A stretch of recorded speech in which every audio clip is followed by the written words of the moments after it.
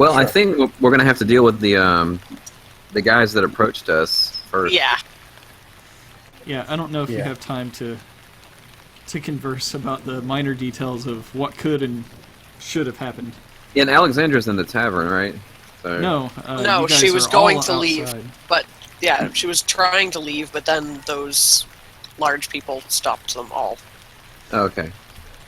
Right. She turned to leave, but she didn't actually walk off yet. So after defeating Morgantha, the Pie Lady, you spoke with the small children, Error and Myrtle, that were being kept inside the windmill. The weather has taken a turn for the worse as the rain then started and has continued to show no signs of relent. The children have followed you to the walled town of Vallaki, which rests next to a large lake. There you discovered the RSX stockyard, where you traded for goods. Jack didn't like the judgmental tones of the guards or the store owners that they've been using kind of in regards to the Vistani. He didn't like that, so he walked out. And to try to make up for their offense, the store owners sent him rations, partially thanks to everyone's generosity for tipping them while they were buying. In the stockyard was a wagon belonging to Rictavio's Carnival. Across the street is the coffin maker's shop. That is where, after briefly speaking with the owner named Henrik, Mr. Jeeves climbed to the second story and disturbed a nest of vampires. Against Alexandra's better judgment.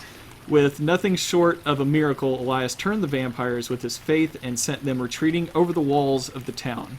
The entire town is now on alert, with the bulk of the guards and a large militia now all ready to defend the townsfolk. A large man with a bald head, huge axe, and scaled and barbed right arm marches up to your group. The look on his face is stone-cold menace. The guard speaks to him. Captain Izek, it appears the vampires were seen fleeing this shop, and one of them attacked this injured, gray-haired man there, then fled with the rest of the fiends over the wall by Woodsgate. Izek pounds his clawed hands once on the door to the coffin maker's shop and yells, "Hendrik van der Voet!" And Hendrik immediately rips the door open. He's visibly shaking. "What in hell have you done?" And Hendrik falls to his knees, hands pressed together, pleading as he looks up to the captain of the guard. "Mr. Strazni, I will explain everything. A few nights ago, a well-dressed nobleman came to the town calling himself Vasily von Holtz. He promised me good business if I helped him, so I invited him in. That was my grievous mistake, sir, for it was really Count Strahd von Zarovich himself. He and his assistant brought in crates that held vampires, and he said that if I didn't cooperate, that they would feed on me and make me one of them. Before you judge me, let me save the town, I beg you. They plan on feasting on St. Andrew's Church.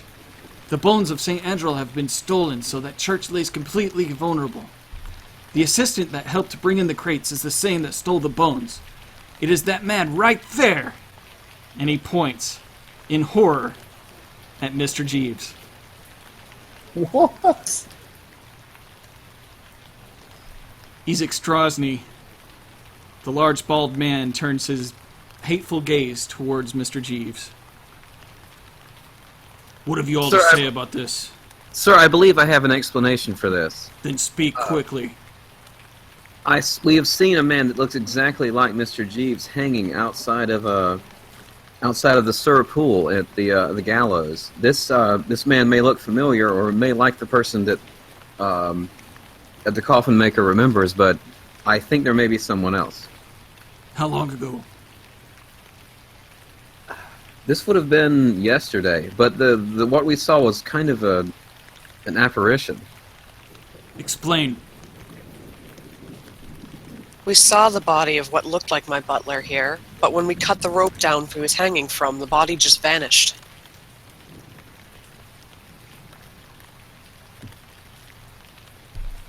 Hard to believe, I know, but it's the truth. He scratches his chin and he looks at Henrik.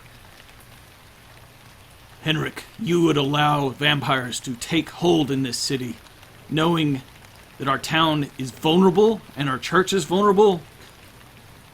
Guards, escort Henrik inside and find the bones." And two guards grab Henrik on either arm and lift him up so that he's back on his feet and take him inside. Where are you strangers from? We hail from beyond the mists. We stumbled upon this place while hunting a vampire ourselves. He gives you, when you speak, a uncomfortable glare, as if he's judging you like a fine meal to be had.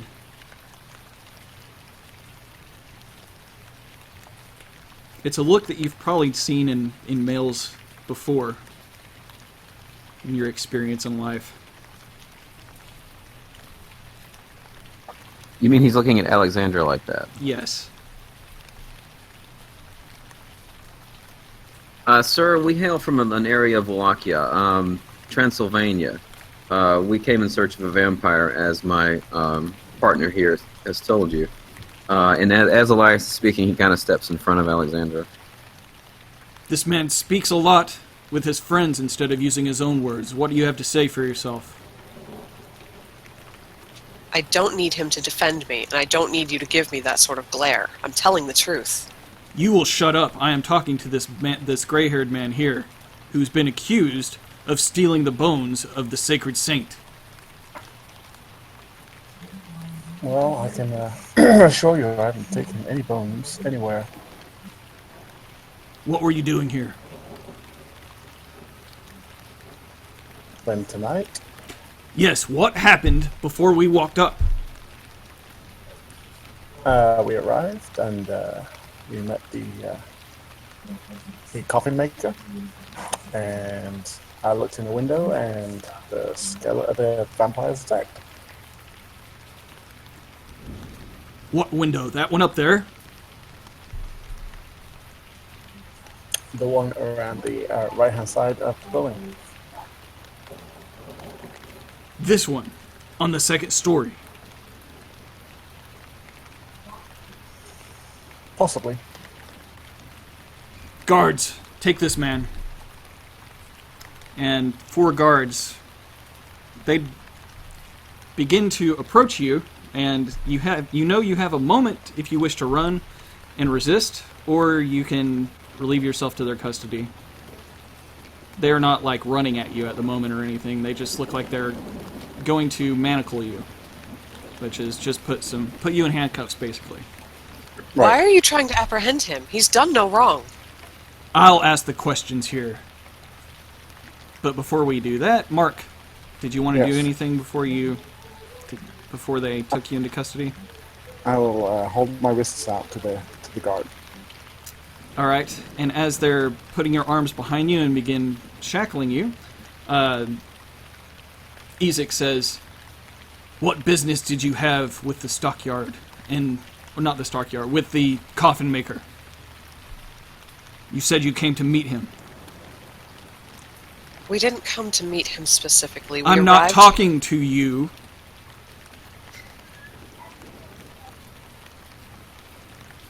Mr. Jeeves, he's staring at you. No, so I was trying not to laugh. Yeah, we didn't come to meet him specifically. We just we came exploring, really, and looking for vampires to kill.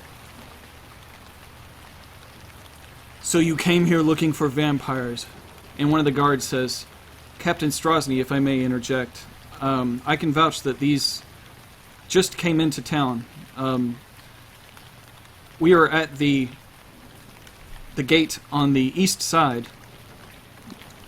East, yeah. We were at the east gate when they came in. This wasn't but maybe an hour ago at most." Right. And that was our first time in Vallaki. And at that time, Henrik comes out with the 2 guards, and he has folded in sheets what you assume to be the bone remains of Saint Andrel.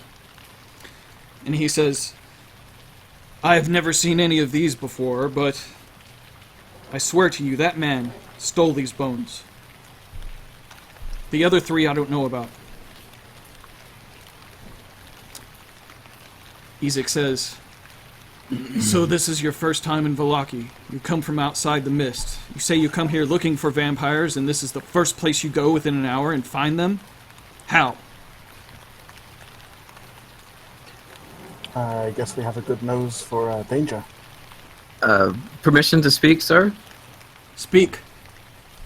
Yes, we knocked upon this man's door. We were just exploring the stockyard. He seemed suspicious to us, very suspicious. So our friend here, who is quite adept at climbing walls, took it upon himself to investigate. We had a feeling he may be harboring vampires.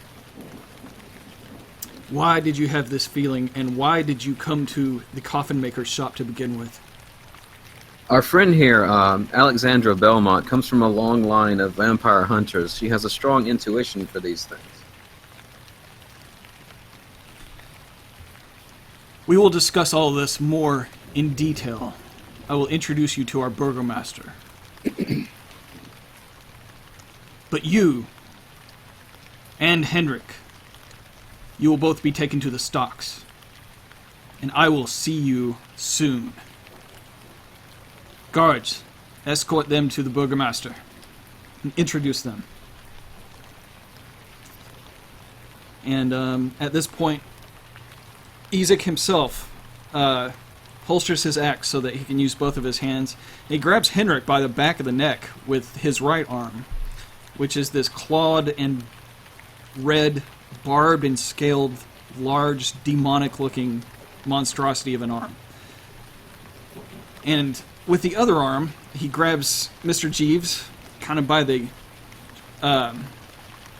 clothes around his shoulder, toughs him up like like you'd press someone against a wall or something, and starts dragging them, or not dragging them, but forcefully moving them while he's walking down the street that he came in on. He's going to turn west. Please be gentle with him. He's squishy. Is there anything that you wanted to say, Mark, before you're let off to the stocks? Only that I didn't steal the bones, and I'm willing to come. I'll go freely with you to prove my innocence. And would Jeeves like to say anything to his friends? I'm hoping they are following closely behind. Well, they would be, but the rest of the guards, some of them go with Strazni, and they say they're chitter-chatting, and Mr. Jeeves can hear this, about what to do to bolster the defenses against these vampires. And most of the guard is at the wall that they jumped over and climbed over. I suppose I can share the map to you now, because a good contingency of guards is going to begin taking you to the burgomaster's mansion. I swear to you all, as a man of God, that you have the wrong man. That's how Elias leaves it. The guards don't look like they care. They just look like they are in fear that vampires are about. They don't really care who's responsible for it.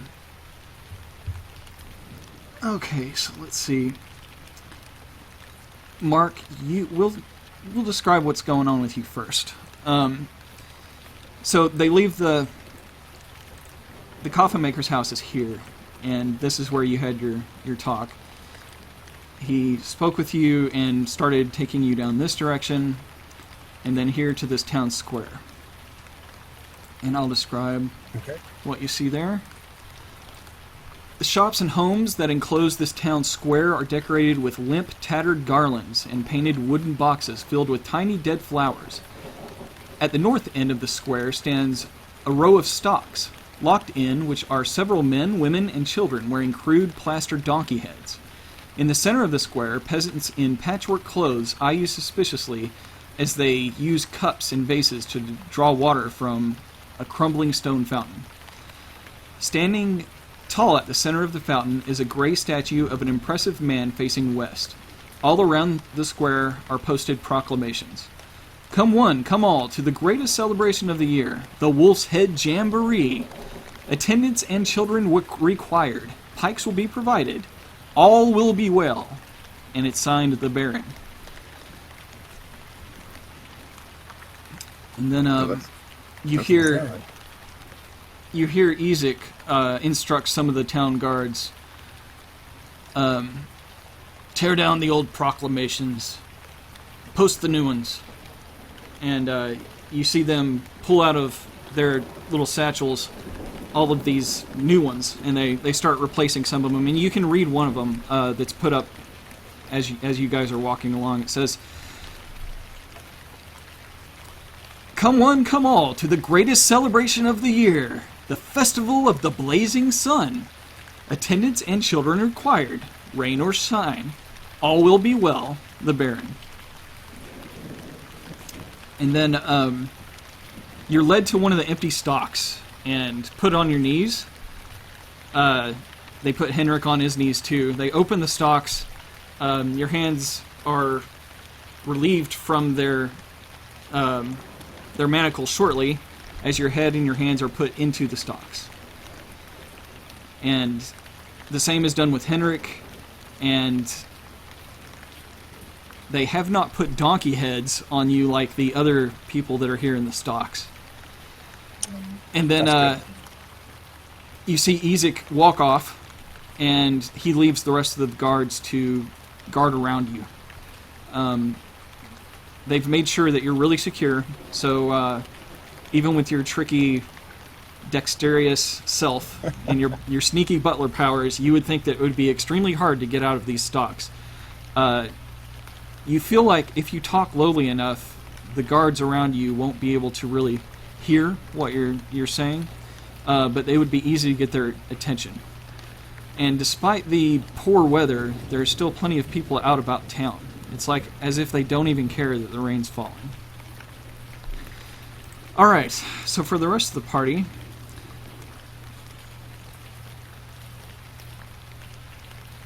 you are, up to this point, you took the same path. But then they took you down the main road, which seems to be a little bit more well-traveled and not as muddy. And you passed this building here, which has the sign, the Blue Water Inn. And it's got a painted sign with a blue waterfall on it. And then they turned south, and you saw a large mansion here. This mansion has walls of plastered stone that display many scars where the plaster has fallen away from age and neglect.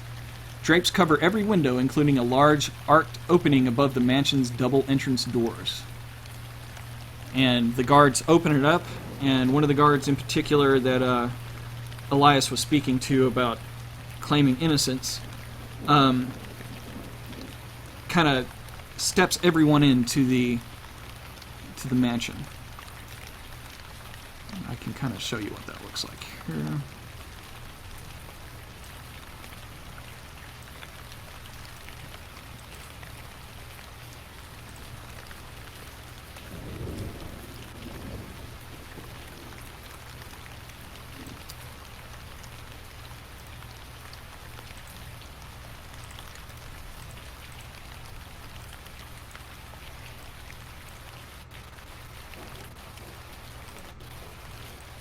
So Elias, you're in there. Oops. Let me get the round one. There we go. Alexandra, you're in there as well. That's taking forever to load. Yeah. I gotta send it to you over the internet. It's traveling through wires, probably at the speed of electricity. I don't know how that works, but... What devil trickery is this that you speak of? This internet. What is this? Alright, so that's the entrance hall that you're in. And when you're in there, you see framed portraits adorn the walls of this grand foyer, which features a wide staircase with a sculpted railing. A long carpeted hall attached to the foyer stretches almost the length of the mansion and has several doors leading away from it, including one at the far end. Bundles of twigs are heaped against the walls. And the guard says, please wait here while I get the burgomaster. So you two have a moment to talk. There are other guards kind of at the door. Other than that, you're in that room alone. I have nothing to say to him right now.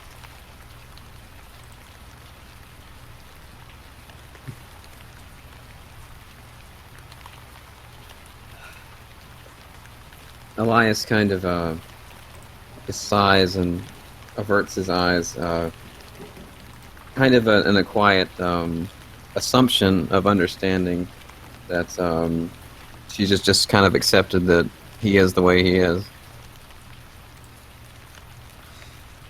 Okay, well, the guard comes back, and with him you see a man and a woman and two giant mastiffs.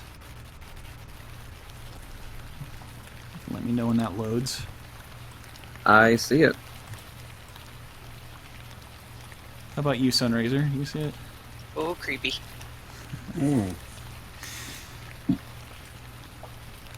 All right, and when the dogs get inside of you, they don't apparently like strangers all that much, because you can tell that they're a little timid. Not timid, but on edge.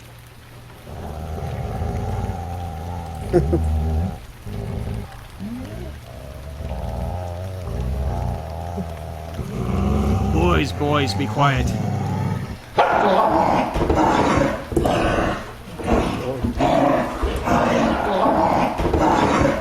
Be quiet, you mangy butts.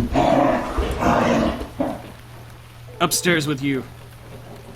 Burgomaster shoos them away, and they slowly start walking up the stairs, looking back at you. Oh, please forgive these beasts. They don't know when they're in good company. I am Baron Vargas Vallaki, and this is my lovely wife, the Baroness. And she curtsies and greets you herself, and says, "Oh, it's so nice to have guests." Pleased to meet you, Baroness. My name is Alexandra Belmont. I am Lydia.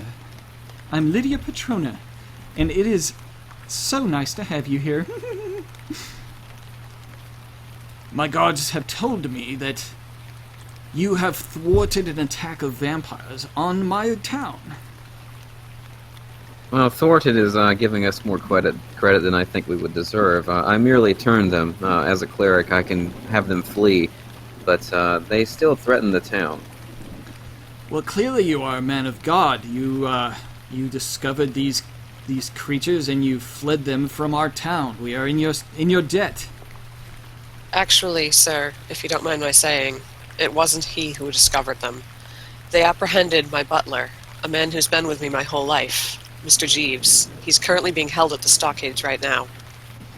And the guard speaks up and says, yes, sir, that's true. Izek had decided that he was too suspicious, and Henrik had named him the thief of the thief of St. Andrew's bones, which sanctify the church.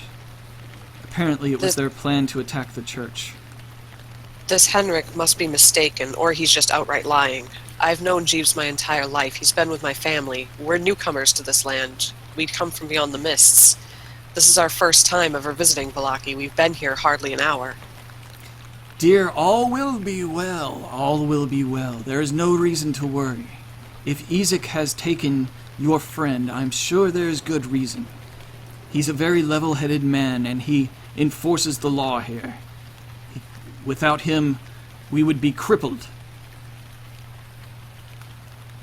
If he has judgment to pass, I trust in whatever he has, so all will be well, you may rest assured. He will not pass judgment unfairly.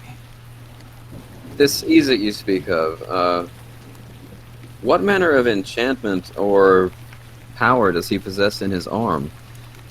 Oh, he's very strong, that man. That has been a gift.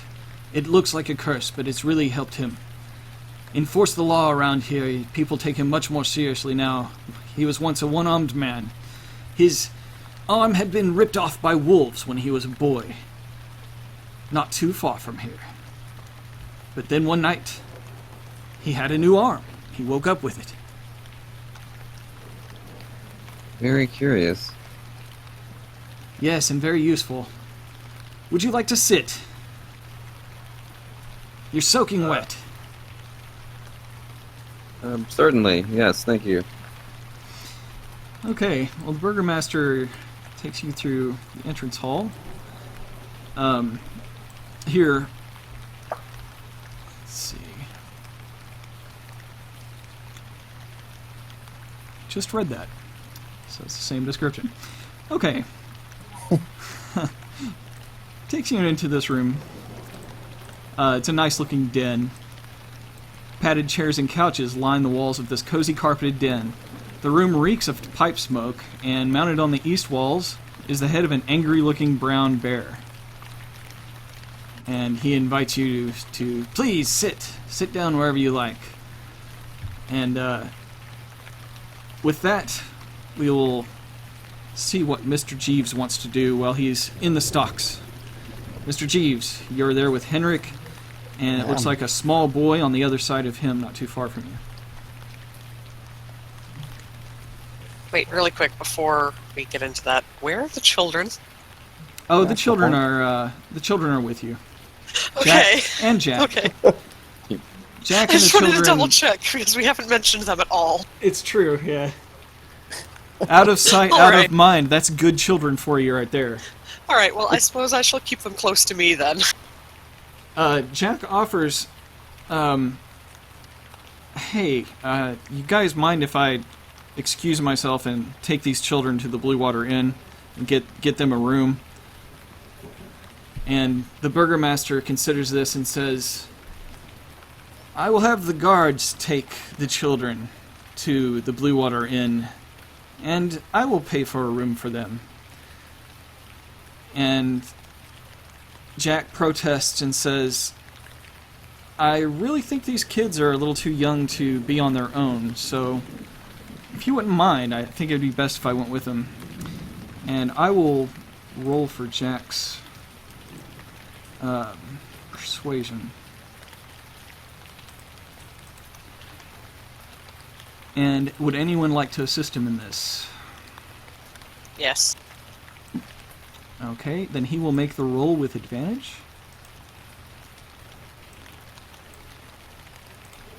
And he's got a +4. So here we go. He got... Yeah, so much stuff on the screen.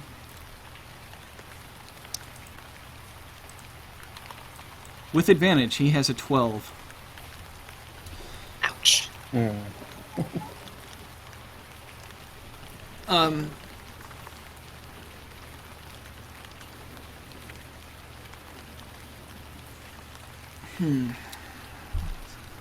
How difficult would this be?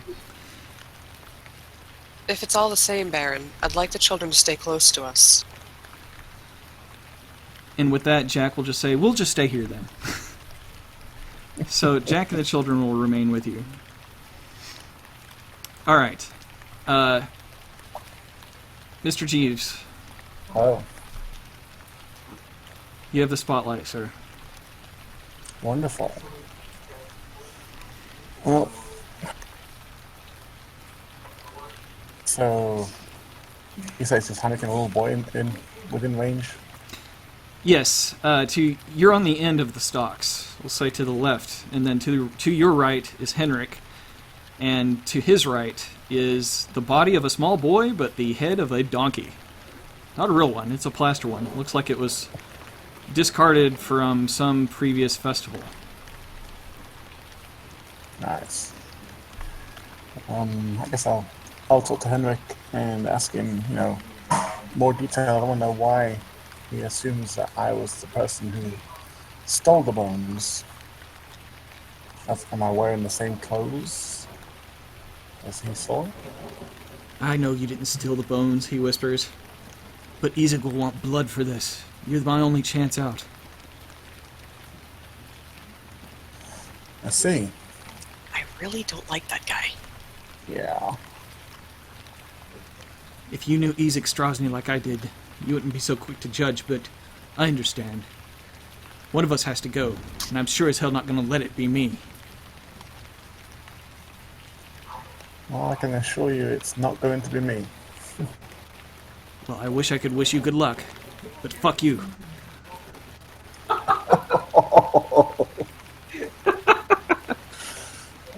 Wow. So you have a lot of friends in town, Henrik? I'm a coffin maker, what do you think? Oh my god. Well, in that case, I probably have more friends in town than you do. I'll take dumb questions for 100, Alex. I'm pretty sure they're not going to allow me to be hurt. Some bratty-looking fat kid is walking towards you. He's got a real shit-eaten grin looking on his face. And he sticks his tongue out at you.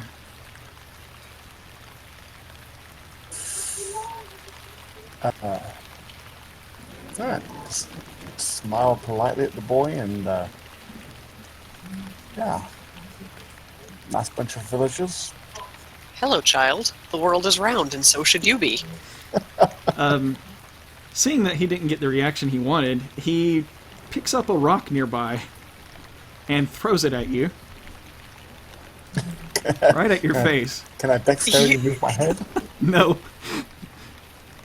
You're just digging yourself deeper and deeper tonight, and I have no sympathy whatsoever. He rolled a 19, Ooh! Ow. and the rock smacks you for a point of damage. Okay. So, you're currently at 28 wounds, and now you're at 29 out of 33. So, what is your retort to this child?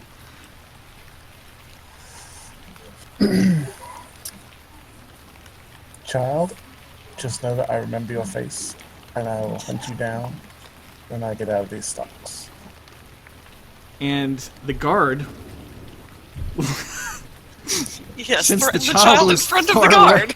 The child was just within vocal range here, tossing this rock to where when you get that message across to him, it also reaches a guard. And the guard says, God. "Get out of here, you little shit! I saw that." And the kid starts walking off, but he turns around and smiles and gives you the finger, and then he keeps walking off. Have a good evening. Um, Wow. The guard says, people in here. I'm sorry about that. Some of these kids, they don't know any better, but I'm not going to make excuses for him, hell. And he kind of wipes off your face where the rock was, where the rock smacked you. It's like, you looked pretty messed up. Yeah. Yeah, a little scuffles and... yeah, anyway.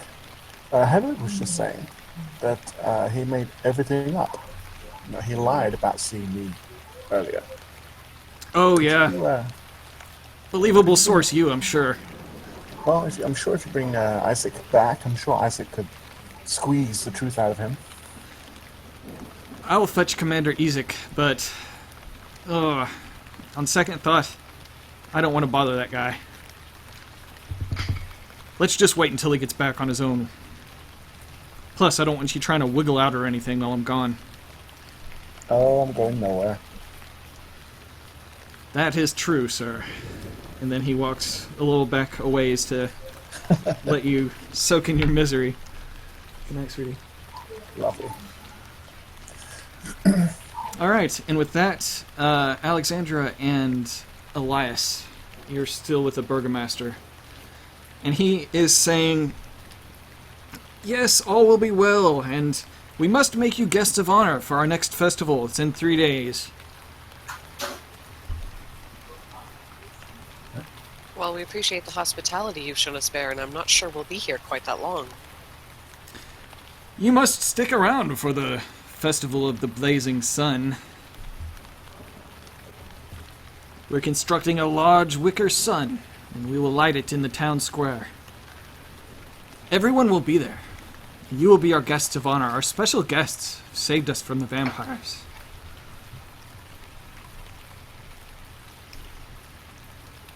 What is the meaning of your festivals? What does it celebrate? We like to keep in good spirits here. It is good luck. That is what keeps Strahd at bay. I see. Yes, your town has very impressive defenses, I must say. And your people seem very vigilant and capable. Oh yes, thank you for noticing. Would you like something to eat? To be honest with you, we would most be able to use a good night's rest, as we are quite weary from traveling. Well, whatever inn and tavern you want to stay in, I will assure you that the cost will be paid by myself. Your generosity knows no bounds, Baron. But while we were on the topic of Strahd, we actually came here searching for someone. A couple people, actually. The first one is a small girl named Gertruda. She has dark hair. She was supposedly wandering away from Barovia. Now, I don't mingle much with the locals, but my wife may have, dear. And she nervously laughs. I may have had her as part of my parties. Let's go ask the women. And she says, "Dear, will you join me?" And just to Alexandra, she offers to lead you somewhere. Sure. Okay, she takes you to this dining room here and leaves Elias back with the burgomaster. And in this room, a chandelier of wrought iron is fitted with wax candles that hang above a polished wooden dining table. Around the table are seated 8 women of various ages in comfortable, high-backed chairs. They wear faded clothes, drink tea, and devour cake, while a 9th woman, with your host there, well-dressed and very pleased with herself, she circles the table and talks excitedly about decorations for the impending festival, and she introduces everyone to you and allows you to speak your name to them. Your name, dear? It's quite nice to meet you, ladies. My name is Alexandra Belmont. Oh, Lydia has invited you here for cake as well. It is delicious, thank you, Lydia, says one of the ladies. Yes, Alexandra has a question for everyone. Go ahead, dear. My friends and I came to this town in search of 2 women from the village of Barovia. The first one has dark hair, on the younger side, by the name of Gertruda. I was wondering if she's familiar to any of you. Oh, yes, we know a Gertruda. Is she quite robust? Older woman.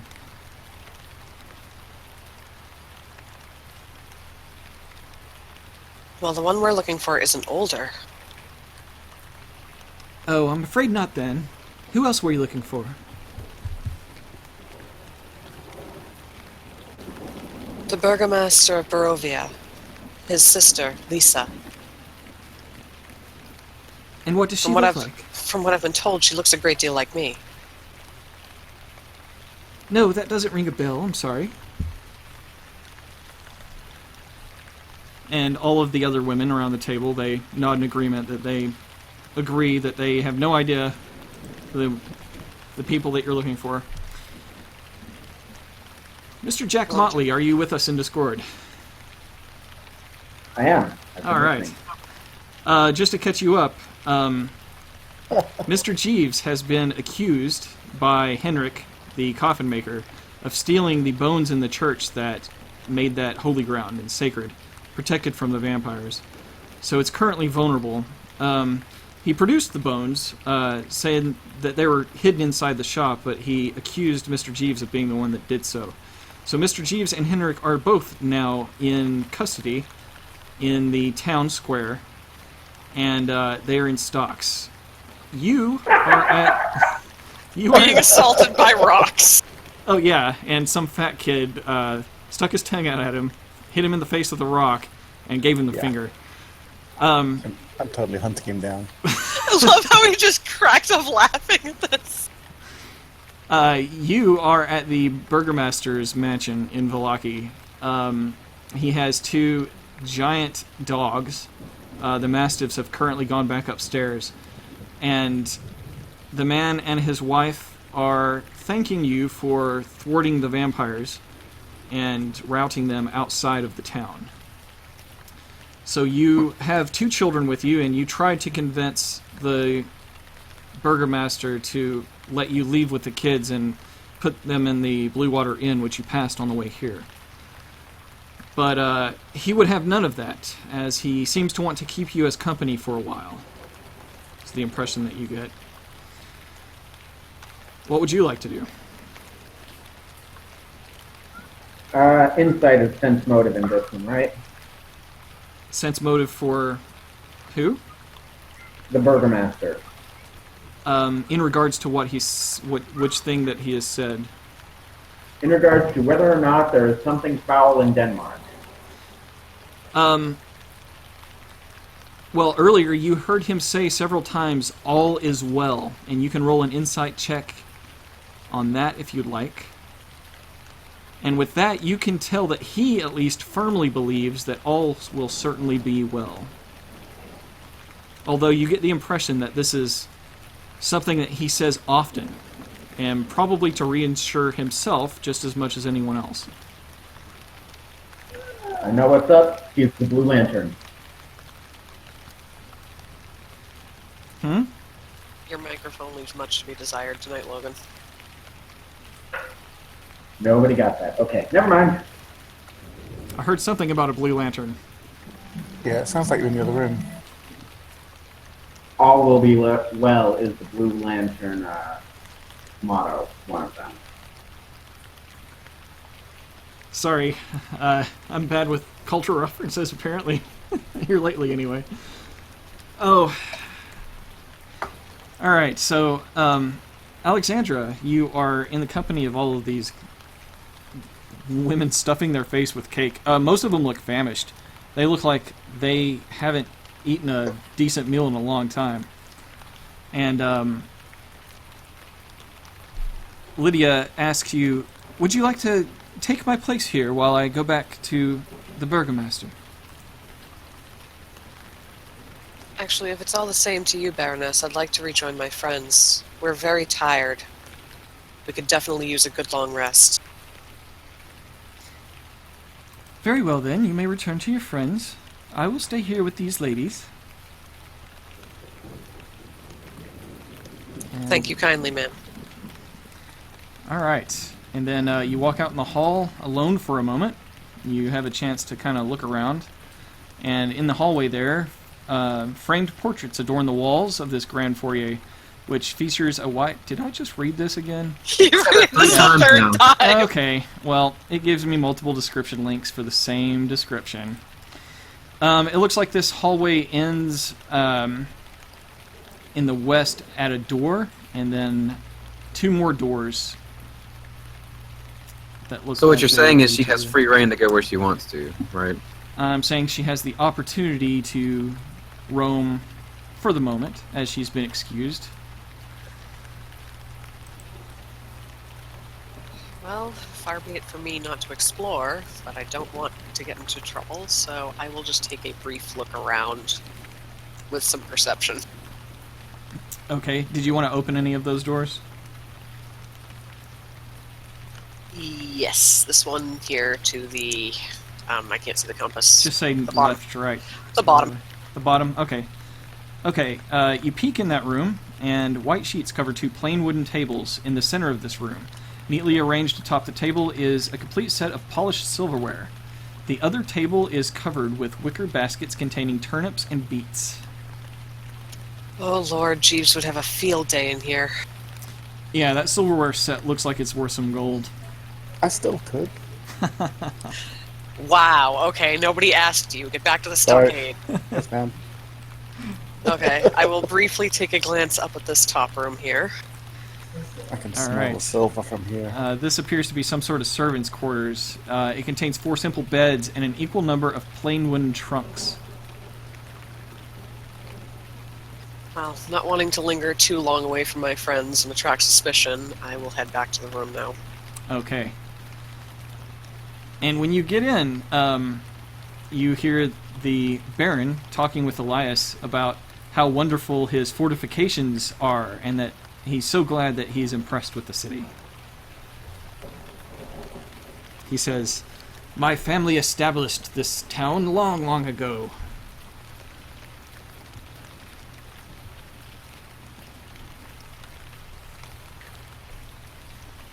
Yes, so I've seen that you are quite well protected, it would seem, against the Lord Strahd, and you're quite distrusting of the Vistani. Was there an incident in the past that brought these events about, or have you always just been rather cautious of these things? Oh, the incidences that have led to distrust in Strahd are great and many. Many more than I could explain. But it's terrible. Vampires, werewolves, he commands the wolves. It is always a problem outside of our walls. The city is a safe haven, and to defeat him, and to find escape, to spread the mists and dispel it, we need to keep this entire town happy. And if it feels well, all will be well. As for the So happiness Vistani, keeps the mists away? please repeat that. Happiness keeps the mist away? Yes, that is what will set us free. That will be our salvation, is this town uniting together in unity and happiness. And then one day the sun will shine here again. As for the Vistani, they have done and stole many things. Many people, in fact. They are servants of Strahd. They are not welcome here. The Vistani have taken people from the town? Turn and Yes. leave. They have taken people to feed to their master. Elias tries to draw attention from Jack currently leaving, and speaks up and says that, well, our goal at the end of this, sir, may be that we face the Lord Strahd. I fear that they may be the only way to dispel the mist, and I think that he may have taken some of the women that we were in search of. So, at the end, we may actually face him and attempt to defeat him ourselves. I do not believe Strahd can be defeated. And, Jack, are you trying to leave? Yes. Okay, you get as far as the front door, and the Baron looks disturbed as you exit the den there that everyone was in, without excusing yourself or anything. He's obviously offended. And when you get to the front doors, the guards there, they come back into the mansion and say, "Where do you think you're going?" Well, I was thinking I was going to take a pleasant stroll outside and enjoy your lovely burgomaster's lovely town with all of the happiness that he enjoys. I'm afraid Captain Strazni instructed us to make sure that you stayed here at the mansion. So until the burgomaster instructs otherwise, it's our duty to make sure that you stay here. We don't want any trouble. We appreciate Oh no, what I you've don't done. want any trouble either, but I will stand here and glower at you the entire time. If that is your wish, It is more than my wish. It is my... And at this moment, it is my great personal pleasure and even my fetish. Wow. And thus the battle of wits has begun! and the other guard looks at his friend and he's like, he chuckles a little and he's like, "What crawled up your ass?" You don't want What's the about answer to crawl that. up mine? What?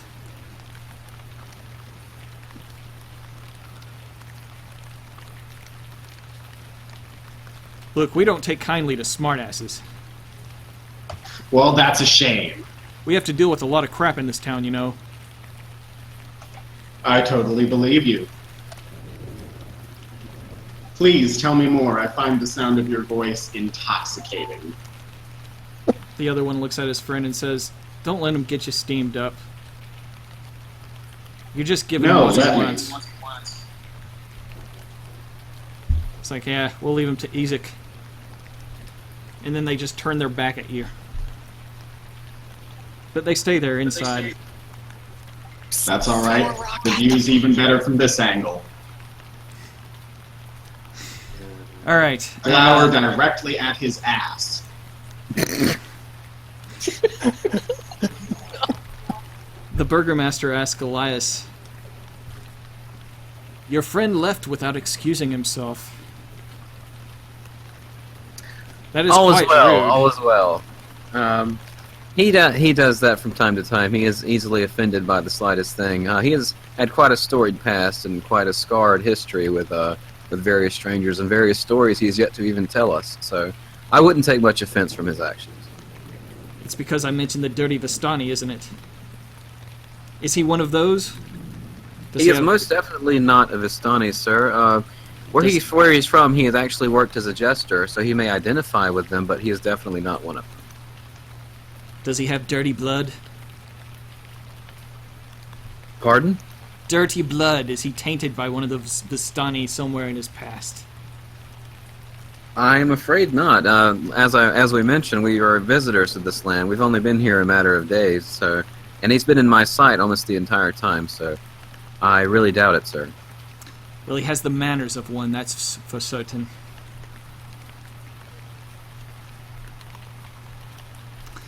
I must apologize on my friend's behalf, Baron. As I've told you, we're all very, very tired. We're battle-weary. We definitely could use a good long rest. Well, it just so happens that I have a couple of beds free in the servants' quarters. You can stay there.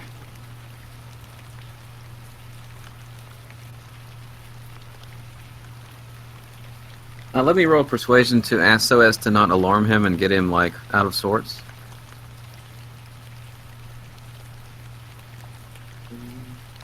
Whoops. And what is it that you want to say to him? Pretty much what I'd already just said about like not worrying about how Jack was, but it doesn't matter at this point.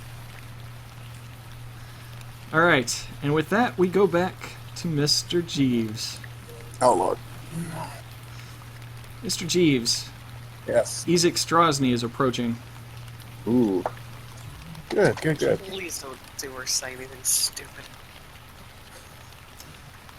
He Hearing, opens I hear. the stocks and releases you, but he manacles your hands behind your back.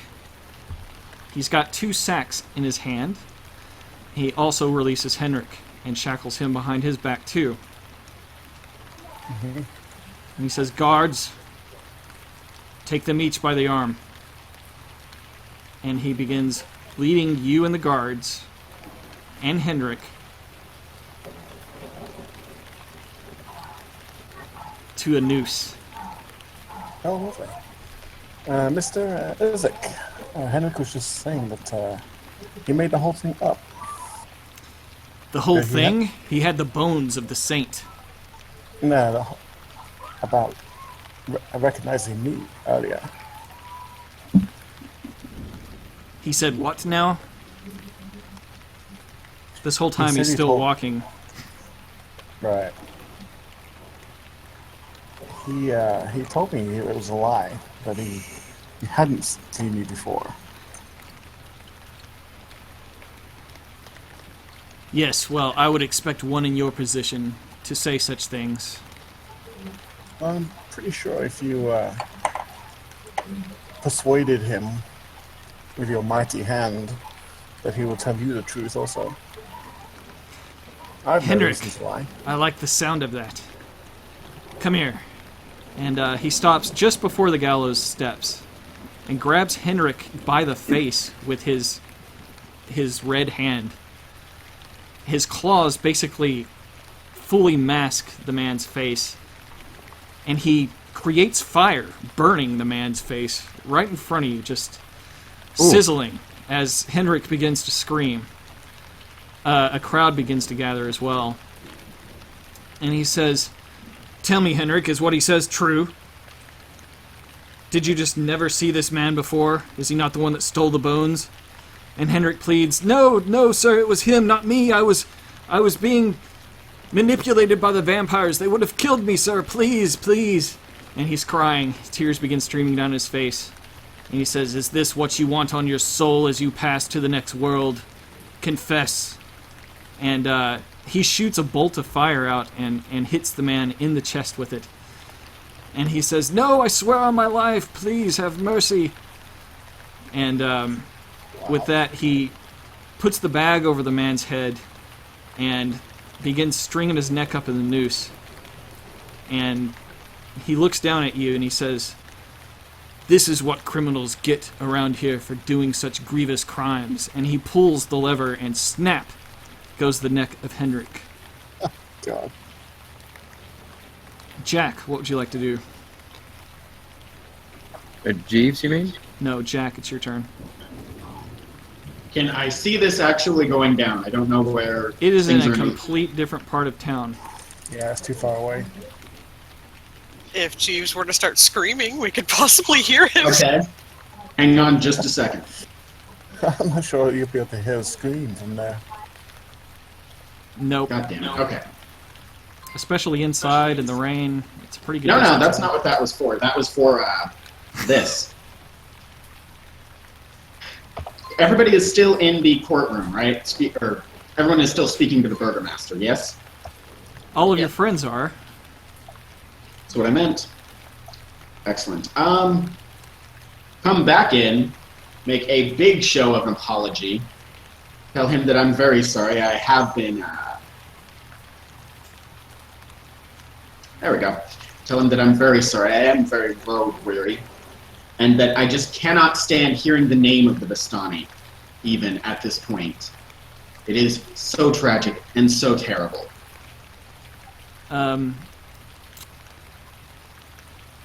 So the Vistani had done something to you. Oh, the Vistani have done many things. Many things. Much of which I cannot tell you. And the Vistani cousins, where we are from, they are called gypsies. And they have similar stories told of them. You cannot imagine the things they do. A person of your fine and upstanding character cannot imagine the depths of deeds that's attributed to these people. Alright. I'm going to have to make a roll for him to sense your motive.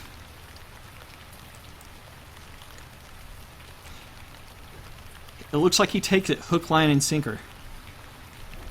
He says, Well, I can understand how the mention of Vistani would disgust you, but it's another matter entirely to lose your manners and exit my I know, company. my lord, I know. I am terribly sorry. You must understand. I was a jester for many years. It's still within me to ignore the rules, as it was my job. For that, I offer my most sincere and humble apologies. And I accept them. Thank you, sir. I know I do not deserve them. And, Tell me, And my apologies for offending you, sir. I appreciate that. Perhaps it's best if we simply do not speak of them any longer. On another note, there was a fourth member of our party, as I recall. Can you tell me what's become of him? You hear a guard in the back making like a throw-up sound. As if he's mocking that what you're saying is disgusting and stupid. But they stay back there where you left them. Yes, I am aware that you had a fourth person with you at the event. If it's all the same, Baron, we'd like to speak to him, to see if we can clear up any misunderstanding that may have happened. Yes, and as I described, Izek will pass judgment as needed. He's a very clever man. I see. And might Izek decide this, given that he doesn't know most of what occurred? Might Izek decide that the death of our friend is necessary? Izek is extremely good at withdrawing information from those who are unwilling to speak. He will find the truth. All will be well. Oh, absolutely, sir. At the end of all things, especially in your grand city, all will be well. But I worry that all will not be well with our friend, and he is very important to our dear and lovely compatriot here, pointing at Alexandria. There's no I in her name. Alexandra! I would recommend to you and your fellow friends here in this room to not associate yourself with your so-called friend too closely, as his guilt may be extended to you. Guilt of what crime has he been accused? We'd scarcely been in town an hour before the guards were summoned. Excuse me for a moment. And he gets up and he walks towards the front door. And you can hear him or you can hear, while talking with the guards, he's not trying to hide what he's asking. He's asking about information about what happened with the vampires. And he says, well, fetch me someone that does understand what happened. And the three of you seem to be in the room with his wife at the moment. And she just laughs nervously. It's so nice to have good company. The husband seems a little on edge today. You must forgive him. Oh, it is all right. Can I try and catch the burgomaster's attention again? He's currently waiting for a guard to return in the foyer. From the room we're in, Burgomaster, may I have another word, please? I do have an idea. One moment. It seems like he's waiting for someone to arrive. Baroness, your husband was most generous in offering us a room and board here to stay and rest. But if it's all the same, couldn't we just stay at the inn in town? Oh, yes, and I'm sure he would pay for it. I think that he just got a little upset about your friend and thinking that he was being rude, but it was obviously a misunderstanding. One that I'm glad we've resolved. Thank you. Oh, of course, dear.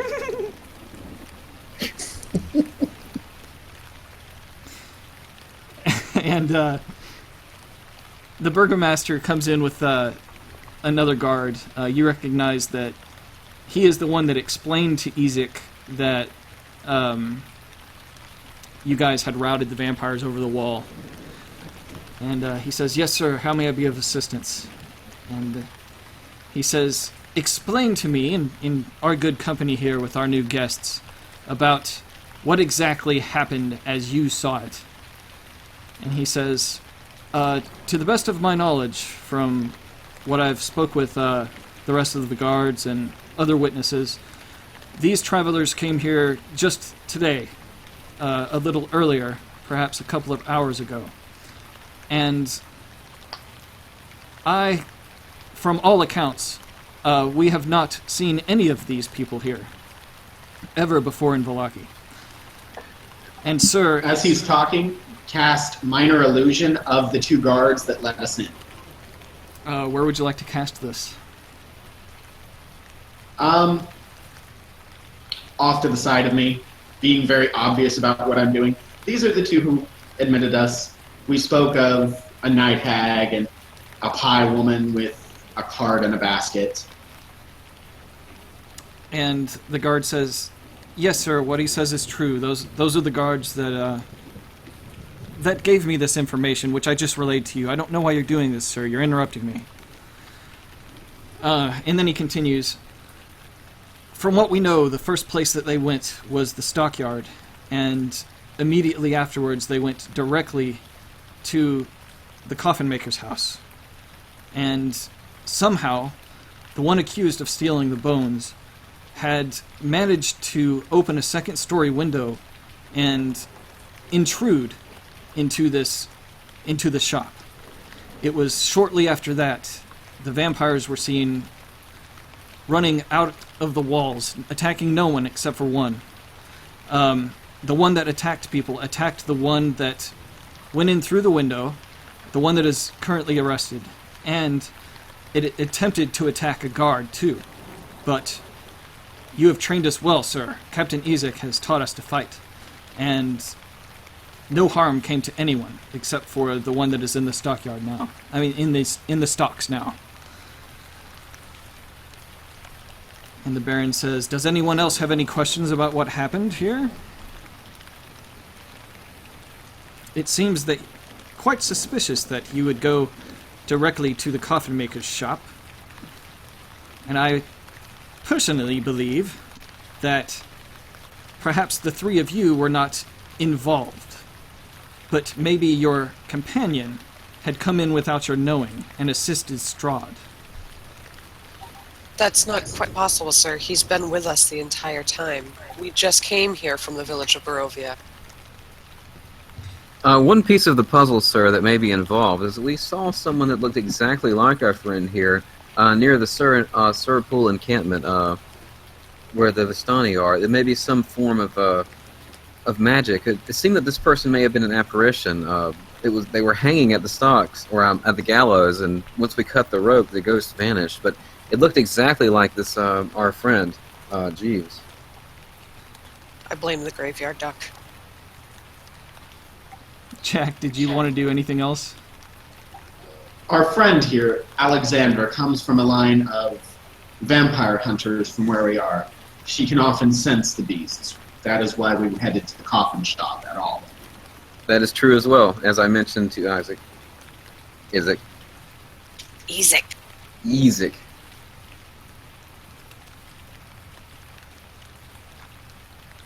It was her intuition which led us to the demons. You are vampire hunters, then? Indeed She we is. are. All the more reason to make you special guests of honor at our upcoming festival in 3 days. Will you remain here and join me, then? Will you make certain that all the members of the party who have contributed to the deaths of vampires will be there? The next time I speak with Izek, I will be sure to get his opinion on the matter. I suggest you do that with haste, then, because I fear our friend's life may not be much longer.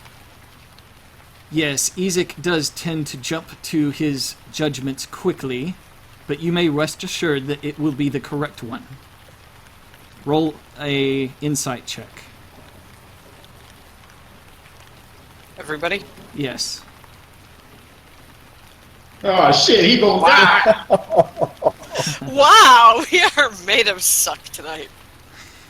Yeah. Well, curious. Elias can kind of tell that you can tell that you're not going to get anywhere talking with the burgomaster until the burgomaster has spoken with Izek, and we all know that that's not going to happen before Izek has a chance to meddle out his sense of justice. So it looks like that's a dead-end road. Can I climb out the window? Let's try to make like a concerted effort to excuse ourselves out of the mansion. So, And how would you like to do so? Elias I'm just gonna climb out the window. well, let's try to leave out of the door first. I'll say to the burgomaster, "Sir, I understand your stand in this, and it makes sense to me. I know what you're setting out to do, and I respect it. But we have a very dear friend of ours whose life is in danger, and we must go to help him." So Elias begins to walk. Roll a persuasion check. And did anyone else want to say anything? Yes. I'll say something. All right. Just don't know what. Choose your Right words now, well. let the cleric talk. Sir, he's been in my family for as long as I've been alive. I trust this man with my life, as sticky as his fingers may have been in the past, and as much of a bumbling fool as he may be from time to time. That didn't help. Yeah, I know. Yeah. I think Roll we're- again, we're- Elias. Okay.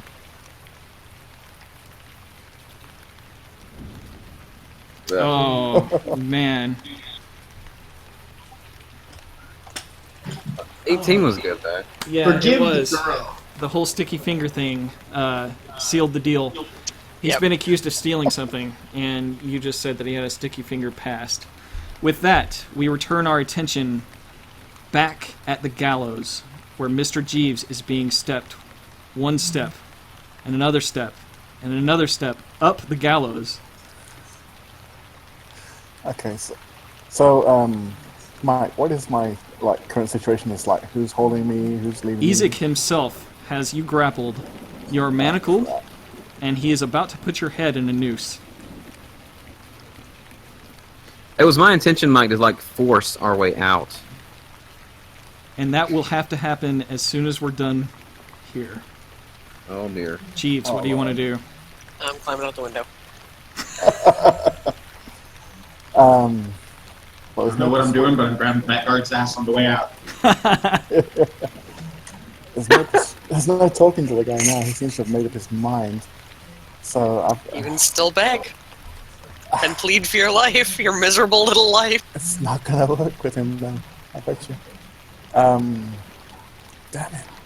You do have Inspiration. inspiration. I do have inspiration. How can I use it? It gives a little bit beg. extra to a roll, so if you want to try Extra something, to a you gotta... roll. Persuasion. Yeah. Okay.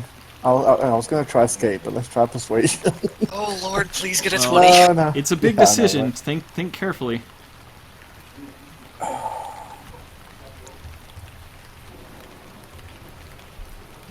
If you try and escape, it's only going to compound your guilt. Yeah. I'm not sure I can escape his vice grip. Yeah, I'm gonna try persuasion and let's see. Please get a 20. Please get a 20. Yeah. Uh-oh, we lost somebody. Did we? Or not. I think it was the bot. Oh no. That was the sound bot. Alright, let's see what happens. 90 degrees outside means 175 to... Was that using inspiration though? Oh, that's not using inspiration. How do you use Roll again, inspiration? roll again! Just click on it? Let's see. It gives you advantage on the roll, so just undo it and take advantage.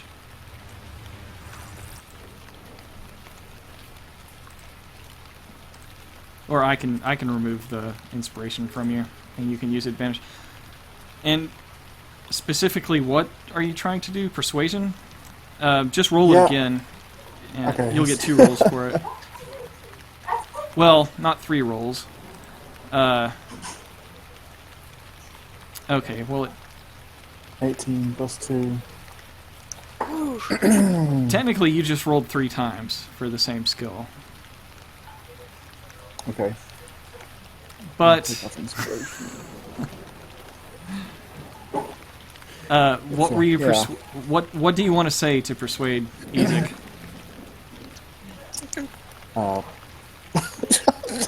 If that was a natural 20, you could feel a lot easier about this. Yeah. This is not gonna go well. Basically I'm gonna try and face Izek and talk to him eye to eye. You can, as he's putting the noose over your head. It's now around your neck. Oh my god! Oh, lovely. Izek, you're making a mistake. Henrik was lying. I know I can't prove that now, but he was lying. I've only been in town an hour. That was not enough time to steal any bones. Not that I would. Now, okay, what was it the bones did? They attract vampires, or They protected the town consecrate from vampires, right? St. Andrew's Church. It is not Right. holy ground without those bones. No, if I had those bones in my possession, surely the vampires wouldn't have attacked me. They said he was keeping them in his shop, but you stole them for him.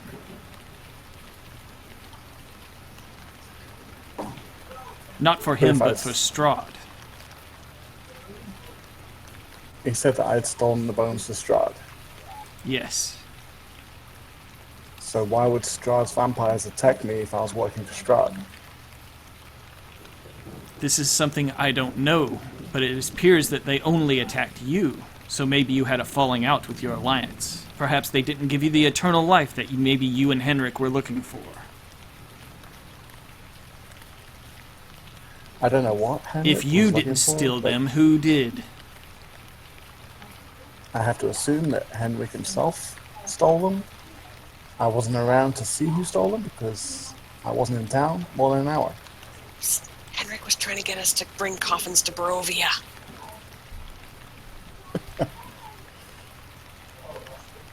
And on our first conversation with Henrik, he was trying to get us to take coffins to Barovia.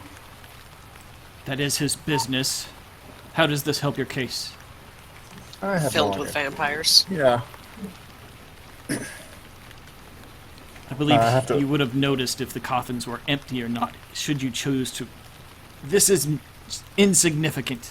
Has nothing to do with this.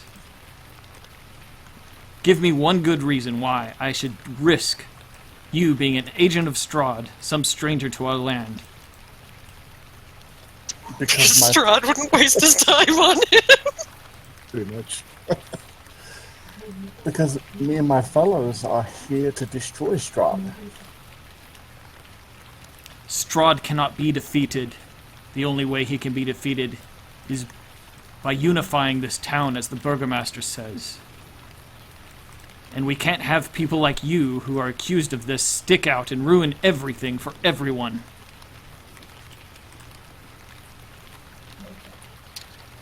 Can we bring the Burgomaster here and discuss it with him briefly? Roll another persuasion check, this time with advantage, and don't roll it 3 times. How did I roll it 3 times? I don't know how I did Because that. earlier you rolled it, and then I asked you to roll it again, but you rolled it again with advantage, Oh, so it rolled it. okay. And it dropped an 11 and took the 20. Alright, here comes with advantage. Yeah.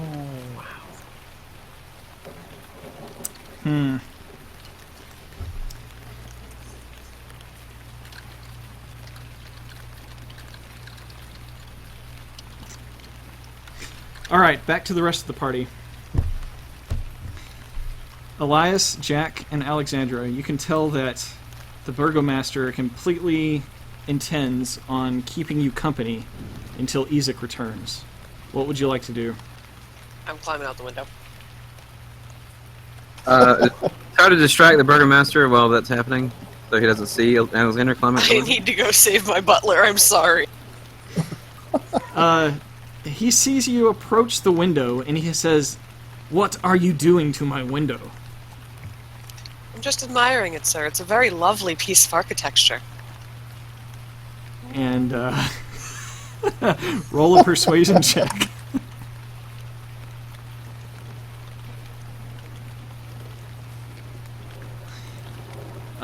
He allows you to continue admiring the architecture of the window. So Elias places his back, his hand on the back of the Burgomaster, and kind of tries to angle him away from Alexandra and maybe into the hallway. And I'm curious, sir, about these twigs in the hallway here. What manner of what are you trying to do here with these bundles of sticks in the hall here? In celebration, we will light this as a tribute to God.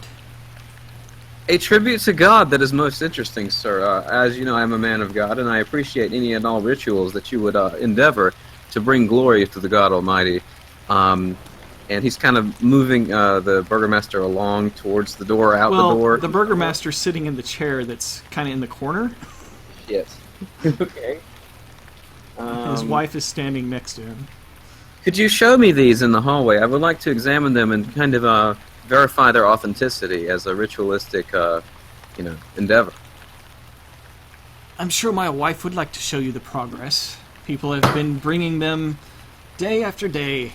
We almost have enough to complete the construction. Would you mind, dear? No, not at all. Not at all, my love. And she escorts you out into the hallway, and to the living room you see a partially constructed sphere of twigs. She says, "We have never seen the sunlight directly, just glimmers. Every great so-and-so we'll see a beam of light stream down, but we don't ever get to see the sun, so this will be a tribute to let all of the townspeople see the sun for one moment. Won't it be beautiful?" Ma'am, there will never be no morning sun unless we are all excused from here and personally take down the vampire Strahd. But we require our friend, who is currently in danger, to do so. Elias glances towards the front doors. What is the current status of the guards? They're still there, hanging out? Yeah, they're right in front of you.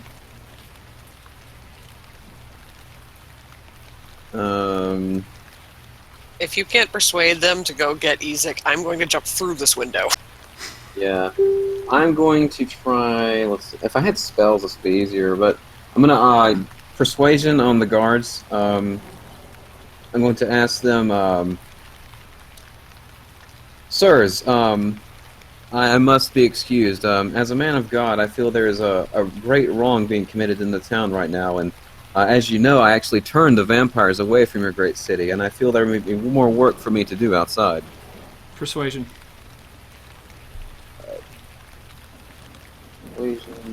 Now, to be clear here, you're saying that there's more work to be done outside, as in that's the reason that you want to leave? Yeah. So you're trying to convince them that you want to go and slay some vampires right now. I'm not saying that, but that's kind of leaving it open to their interpretation. Well, that's how they're going to take it, unless you maybe say that you just want to go save your friend, because isn't that how you started the explanation? Well, that could, tie into the same thing, because of, the vampire still being around and us being inside. I see. The guard earlier, not the one that kind of got more upset, but the one that was telling his friend not to give in to what Jack wanted, he says, well, consequences be damned. You and only you. Go.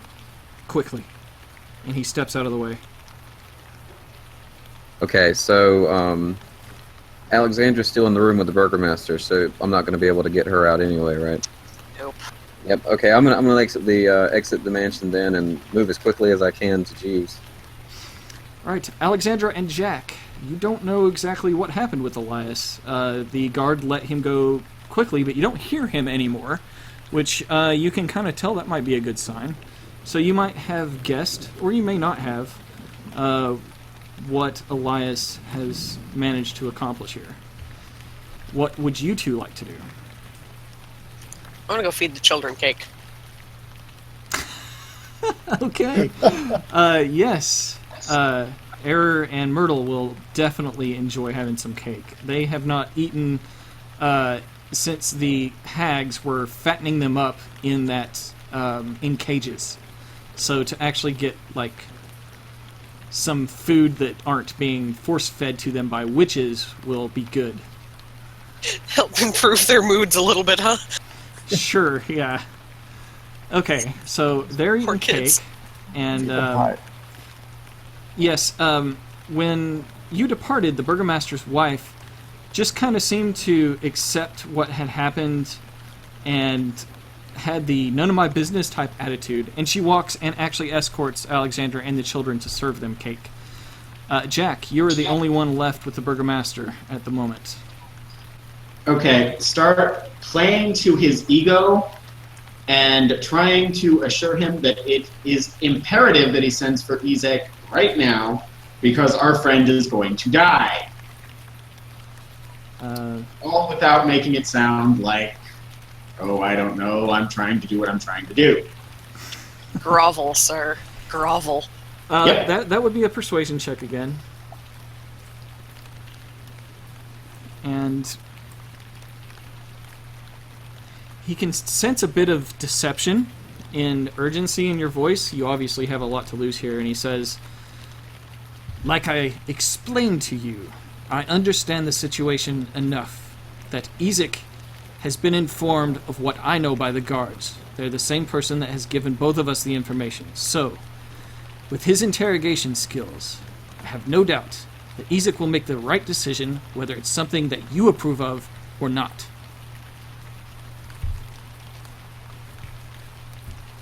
And with that, Elias is running in the town. Rain-slicked streets and mud everywhere.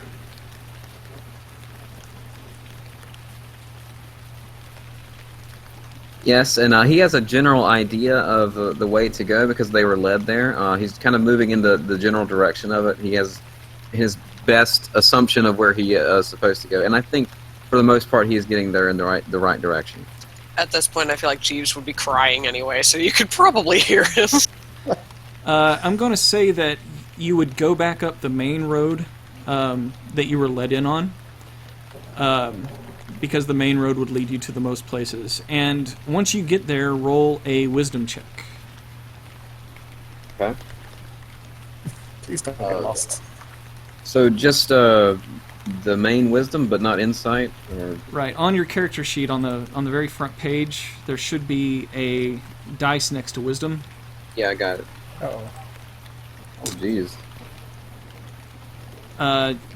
You remember the way that you came from, and you continue traveling that way, and you see some kind of proclamation for a festival that says, "Come one, come all, to the greatest celebration of the year, the festival of the blazing sun. Attendants and children required. Rain or shine, all will be well the Baron." Why are children required? Okay, roll another wisdom check to see if you pass the correct street. Okay. You do. Wow. Wow, yes. Roll another wisdom check to see if you can Alright. take the next correct street. Well, this is interesting. All right. Can I please break a window and get out of here? See, my butler needs me. You see some fat kid. He is walking along looking like he just has nothing better to do than just be a horrible little shit. He's on the same road as you, walking towards you. Young man, can you put me in the direction of the stocks? What's in it for me? A nice gold piece. Gimme. First, the direction. No way. Then I have no business with you, child. I want my gold piece. Offer the little shit 3. You will only receive the rain. Have a good day. He picks up a rock and throws it at you. Wow! He rolled an 18. Oh my god. Holy shit! But his strength gives him a negative. Let me check your AC. What is your AC currently? 18? 18, yeah. A rock whizzes by your head. Roll a wisdom check. Throw one back at him. Oh boy. Can I please go save my butler now? You are eating cake with the children. I don't want to eat cake anymore. I want to save Jesus' life. I figured it would, like, you know, persuade the kid into telling me something if I kept refusing, but I guess not. No, he told you the kid is a little shit. Yeah. Alright, enough of Elias. You've had plenty of time. Oh, Jack, no. let's get back to you. Okay, didn't want to do this. Not saying that out loud, but lean in, really close. I stole the bones. Oh boy! What the hell?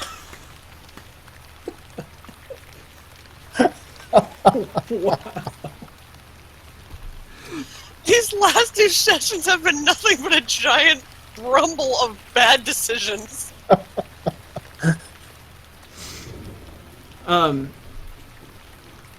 The burgomaster smiles and grins and says, "And why would you have done that?"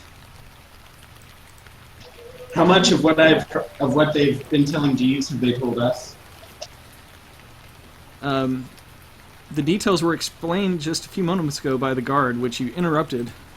That's about all that you can tell from that information, what they, how they perceive the situation. You want me to go back into all that? No, that's fine. Eris, come here. What I'm going to say is for the church in Barovia. I see. But what about the vampires? I don't like vampires. I didn't know there would be vampires in there. How did these bones get into the possession of Henrik then? Why would you Because give I them to stole him? them. Because Henrik is stupid, and he was going to transport them for me. He was going to transport them where? To Barovia. He was already going to engage coffins to Barovia. I thought perhaps I could sneak back in and put them into the coffins at some point before they left town. So you and Henrik were going to deliver these bones to sanctify the church in the village of Barovia. Yes, the priest there had no idea. It was... I couldn't stand by and let the much smaller town with the much smaller church be completely without defense, when they are directly beneath the gaze of Strahd himself. Yes, but our guard told us that Henrik was being bullied by these vampires and threatened by them. How do the vampires fit into this? I have no clue. They were independent agents. Perhaps they found where I hid the bones. And he said himself that they did it to attack the church. You expect me to believe you over him? I'm the one standing here telling it to your face. He's willing to say anything to save his neck. He was willing to sell out you and your village because the vampires threatened him. And as I said, he's stupid. I don't believe you, but would you like a job? Will it save my friend's life? No. But I would have use of someone like you. I understand your position, sir, and I will certainly consider the offer of your job. All I am asking you to do is to pull Izek back for half an hour. That's all. Enough time to think and to consider before rashness overtakes an innocent life. Roll a persuasion check. Do I actually have inspiration? Yes, you may use advantage. Burn that. True. Oh, with advantage too. An 8 and a 4. Or an 8 and... what did it drop? It dropped a 5? You rolled a 1. Can I please go save my poor butler? Okay, let's see here. I feel strongly enough about this that I was willing to put my own neck in a noose to preserve him. Yes, I can tell. And that is noble of you. Please, sir. Don't make me beg. I can do it prettily. I can do it long. I am good at it. And I have no doubt.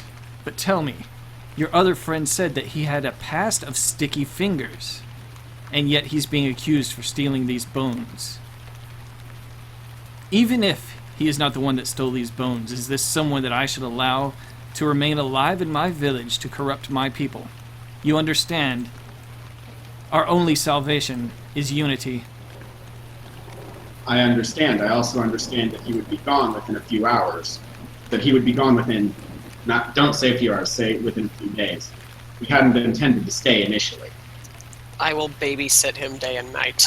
We can ensure whatever past he talks about to his favorite niece. I'm not quite sure of the family dynamic there. I don't ask too closely. And if we discover that he did steal these bones, I will hang him myself and then present my neck to Izek. I would never believe that. Do you take me for a fool? No, not at all. He's annoying at that point. At that point, not only have I offered my neck and he's fucked me over, he's fucked over my friend, the man of God, and his own niece. Then there's no reason for you to die as well. That would be ridiculous. As you've seen, I am noble. And a fool. One does not survive as a fool for so long by being stupid. I know a lie when I hear one. Yes. And? And you think... What I am not lying about is what I would do to him. I have smacked him myself. I was prepared to run him through for awakening the vampires. Very well. Let me consider your words for a moment. You may leave me. Step aside. Alexandra, what do you want to do? I want to try to persuade the Baroness to let me out so I can go save my butler, since apparently I'm one of the only people who can. Baroness, please, if it's all the same, I really need to go to the town square and check on my butler. He's been falsely accused of a crime, and he may very well die for it. I can't let that happen. He's innocent. Well, if it's up to me, dear, then of course I'd let you. Then may I leave? If you did, I didn't see it. Wow, that was easy. Okay, I'm gone.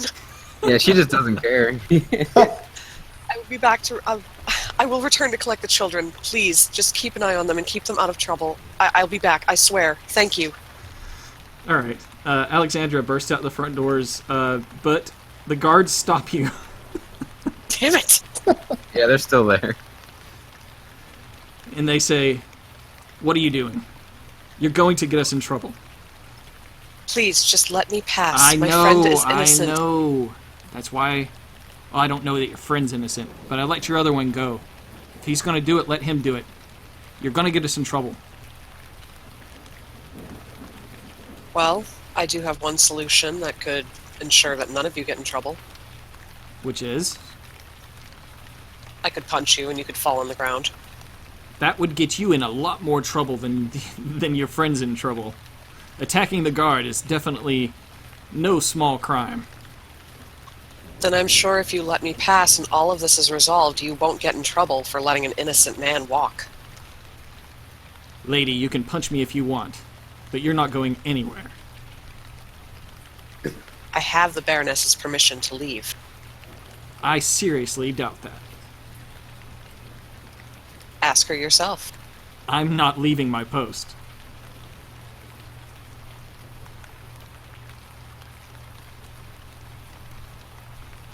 Is there another window? I'm sure you could find another window.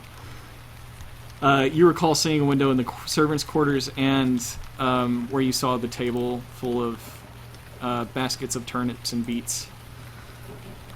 That one had shiny silverware in it, so I'm going to avoid that one. I'm going to go through this one. Okay. So the window is locked, but you can easily unlock it from the inside. And you begin scooting out the window, seemingly undetected. Hooray. And with that, I think it's time we get back to Mr. Jeeves. Oh, Lord. Everyone else has had a good turn, huh? I need to get to the town square and save his stupid ass. Hey, I'm just curious, Mike. If I hadn't have said anything while I was running, would you just let me get there? Did I just screw myself over by saying I didn't know the way? Probably not. No, you would have had to use your wisdom to navigate in an unfamiliar town to the place that you wanted to get to, just like someone in the woods was trying to reach a destination. So, Okay. because you were taking down the main road, and you assumed that the main road would go towards the so-called stocks that you heard that he was being taken to. I was just worried I screwed myself over, but okay. No, you screwed yourself over by rolling poorly. Yeah, Yeah. definitely. I don't know if you screwed yourself over as much as Jeeves. Let's get back to Jeeves. I just screwed myself over. Who rolled a 13 with advantage to convince Izek, who seemed dead set on hanging him.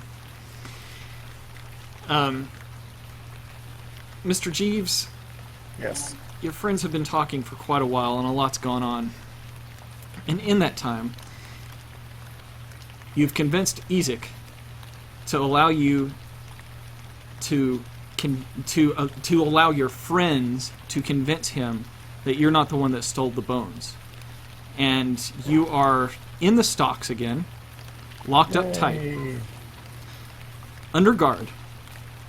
But at least it's not Izek. He says that he's going back to confer with the burgomaster. Oh, damn it. Quick, climb back in the window. Yeah, I'm going to. Okay. Hey, you don't know that. No. Yeah, you don't That know was out that. of character. No, but surely should guess see I'm- him coming. Not for a while. I guess I'm breathing a sigh of relief. So, have all my tools and everything been taken off me, or are they still in my pockets? Is there anything I can use? Oh, I guess I need stocks. They didn't take anything from you. You still have absolutely your weapons and everything are still on your person.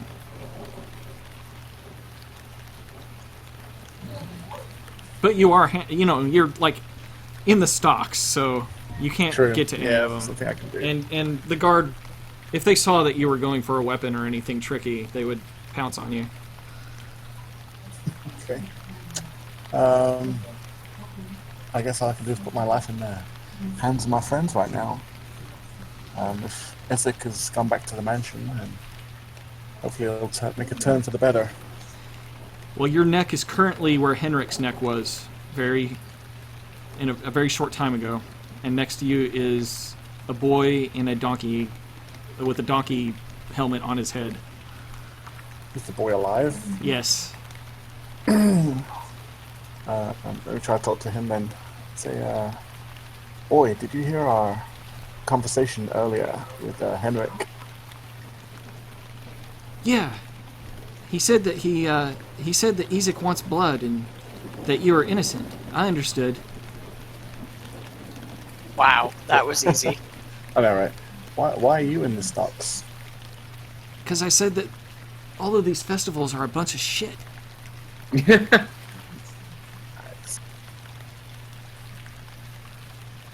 Would you be able to tell the guard about what Henrik said? Would he believe you if you told him? I guess I could try, but I don't know if they'll believe me, and I don't want to get in any more trouble. If you're really guilty, or not that I think you're guilty, but if they think you're guilty, then that kind of throws me in with you.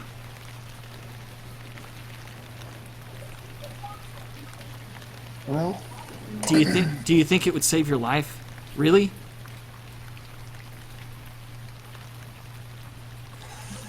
I certainly can't. I don't think it could hurt my situation any more than it is. Yeah, but it surely could hurt mine, buddy. All you'll be doing is telling the truth. Yeah, but if you get hung, what do you think they'll do to me? I'm a kid and I'm in the stocks. Are they going to hang you for talking bad about the festival? I don't think so. I've never seen them hang a kid before. Ask him why children are required at these festivals. No. I'm pretty sure they're not going to hang a kid now just for speaking the truth. So, yeah, I noticed on the way in the signs are saying that the festivals required kids. Why do they require kids? The whole village is required to come. They Right, make but- us do these things all the time. It seems like once a month or maybe sometimes more we have a stupid festival. And the jackass mayor's always saying, all will be well, all will be well, all will be well. And I'm sitting here in the stocks. All is not well. And these festivals don't help anybody. And So that's why what I'm in do you- here. So what do you believe is going on? With what? I believe this sucks. With the Baron and the festivals? Oh, he believes it hook, line, and sinker. That guy thinks that he can cure the world of all its problems by his dumb festivals. The kid's getting kind of loud now.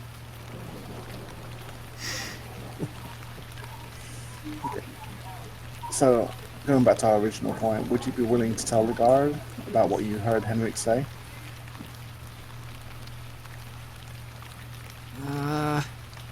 Roll of persuasion.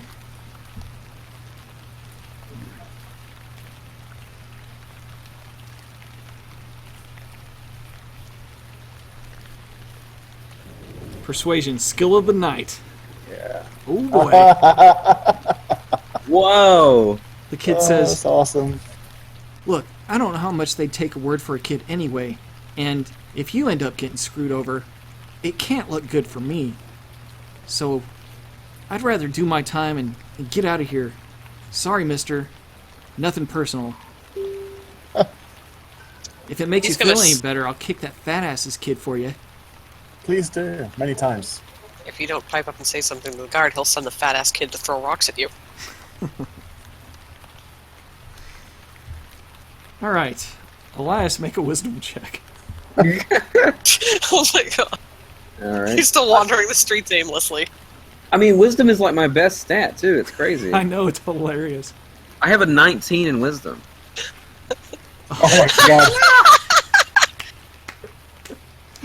Elias, you are now at the gates that you came in at. Okay. Well, let me ask someone else. Like, there's people standing around, right? Yeah, there's the guards there. They're back guarding the gate, and they look extremely, like, on alert.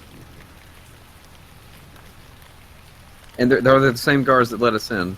They're the same guards that let you into the yeah.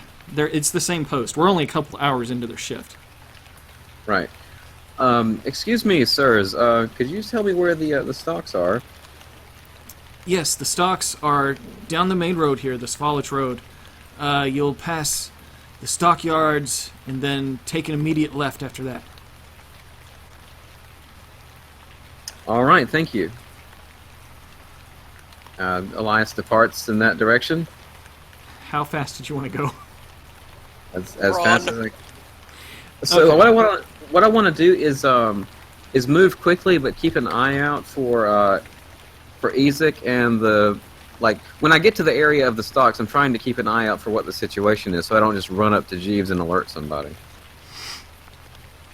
Well, you keep your eye out for Izek, and you start running the directions that they told you, past the stockyards and the first left, and then you pass a few big buildings, and eventually get to the square. No sign of Izek. You didn't pass him on the way here, and you didn't see him on your route.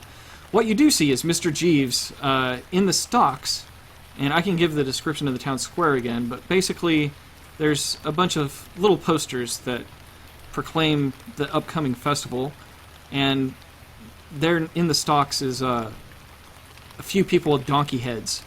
Not real donkey heads, they're like plaster-made masks that they have to wear that shame them. It looks like they may have been left over from one of these dumbass festivals. So you can approach Mr. Jeeves now and talk to him.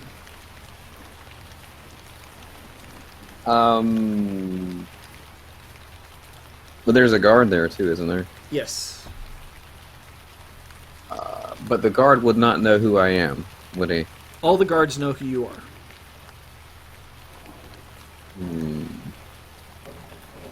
Elias will, without drawing attention to himself, slow his pace as he realizes he's in the right spot and walk towards Jeeves' stocks in a casual pace.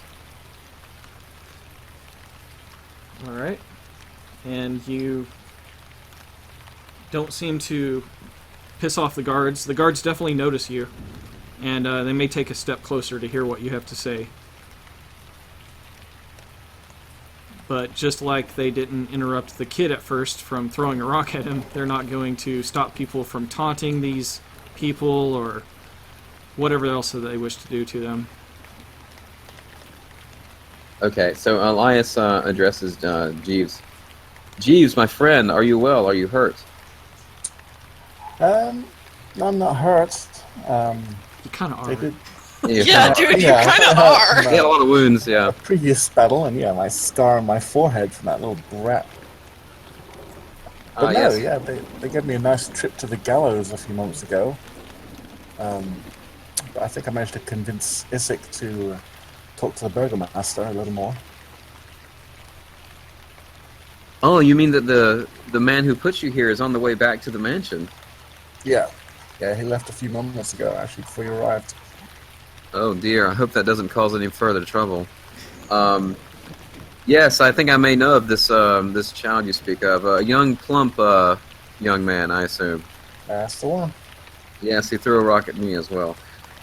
Jeeves, we are doing our best to clear your name, my friend. It has not been easy, but we all know you are telling the truth. Right, and before Henrik was led to the gallows, he himself told me the truth, that he's lying. And the young boy to my right here, he overheard, but he's unwilling to tell the gods the truth. The guards hear that, Mike, Yes, the guards hear that. and they don't really care. No, they don't really care. Okay. Well, they wouldn't be able to do anything without Izek anyway, right? So. Right? If the kid had directly told him, but you just saying this without the kid saying it doesn't really mean much. Right. Because you so could just be Elias- saying, you could just make that up. Right.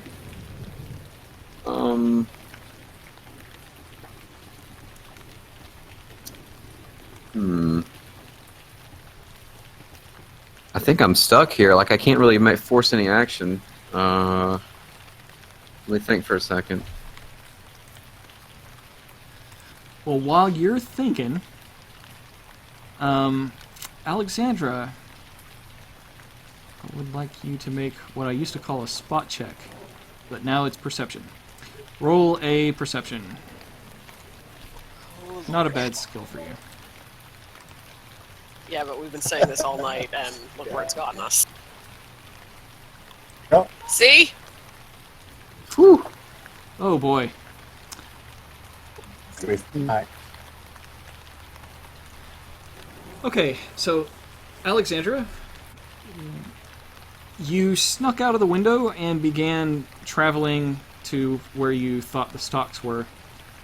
And you did not notice Izek before Izek noticed you. And he's quite Great. surprised to see you out here. And he points at you with that clawed hand, and then rotates his hand around and starts giving you the come hither with one of those clawed fingers. Well, I'm not about to run and incriminate myself. You were the one that let off my butler to the stocks, are you not? Yes, and that is where he is still. I'm glad that you've shown him some measure of mercy, at least. I thank you for it. Well, maybe you could thank me a little more harder. Oh my god. Oh, God.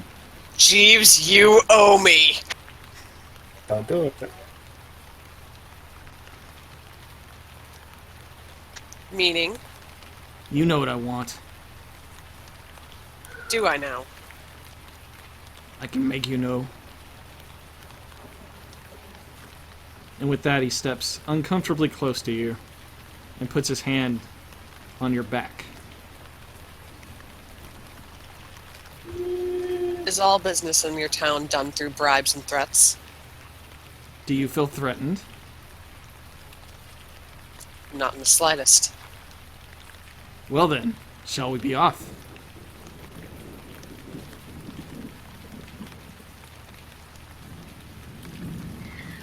Mike, Elias's decision was to go back towards the mansion, by the way. It really was, because there's nothing I can do over there anyway. Right, you spent a lot of time wandering around, being lost, and then making your way back to the stocks and having a conversation. So, you're nowhere close to this. I know, I'm just saying. Do I have your word that my butler will go free and be cleared of all charges? I would be lying if I was to say that it wouldn't influence my decision just a little bit.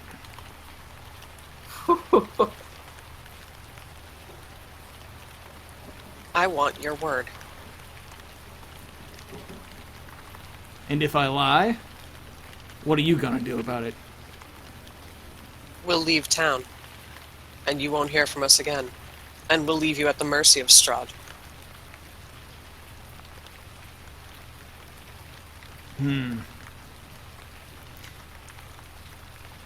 Hey, whatever you gotta tell yourself, let's go.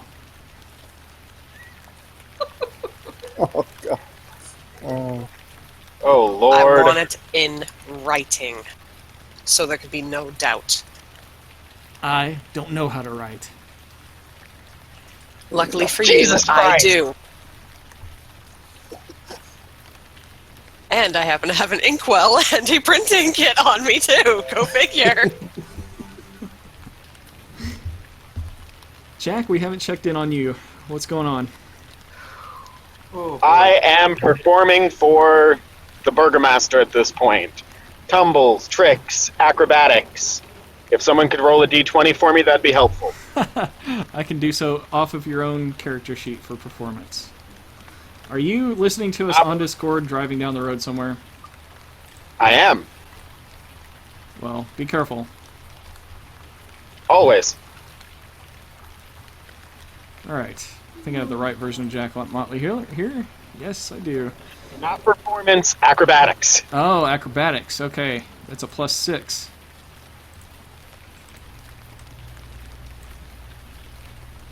And you rolled a 15. It's not bad. He is impressed. I think you were kind of already hired, but he now has a taste of your jester abilities. You All said right. you had a job for me, sir. Yes, I could use someone that's good at convincing people. Stretching the I might truth make the for the argument. right reasons. It seems The right Stealing. reasons. stealing the bones for another church's benefit is noble. And sticking your own neck out for a friend is noble. And if I wasn't so clever, then perhaps I would have fallen for it. And if that could work for you, that can work for me.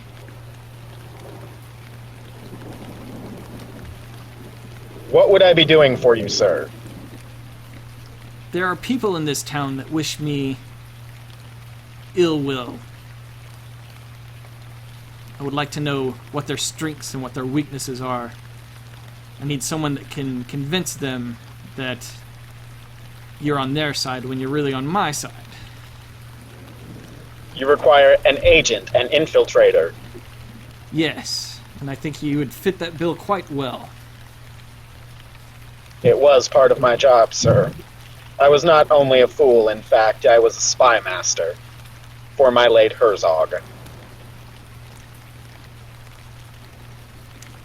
And if your friend dies, would you still be willing to do this for me? I am more mercenary than my compatriots. I have things I want. I would be upset if my friend were to die, but I could likely still be persuaded. And money, is this the only thing that would persuade you away from your friends? No, money would be helpful, but I seek my own man. It's noble that you would stick your neck out for a friend and take his place as the thief. But as long as I know that your loyalty just doesn't lie to coin, that is not the type of people I like to deal with. My loyalty does not lie to coin. I said it would be helpful. Money does make the world go round, and I can swallow some distaste for a large enough amount of coin, but it will not sway my loyalty once I've promised it to someone. It's why I was willing to sacrifice myself for Jeeves. The family he serves has helped me in the past greatly. Alright, and speaking of swallowing it for coin, Alexandra. Oh, Jesus Christ. What the hell's the matter with you? High five, Mike! That was terrible, and you should go to hell for it, but by God, I'll go with you. Wow. Izek looks like he'll let you write up whatever you want, as long as you give him what he wants.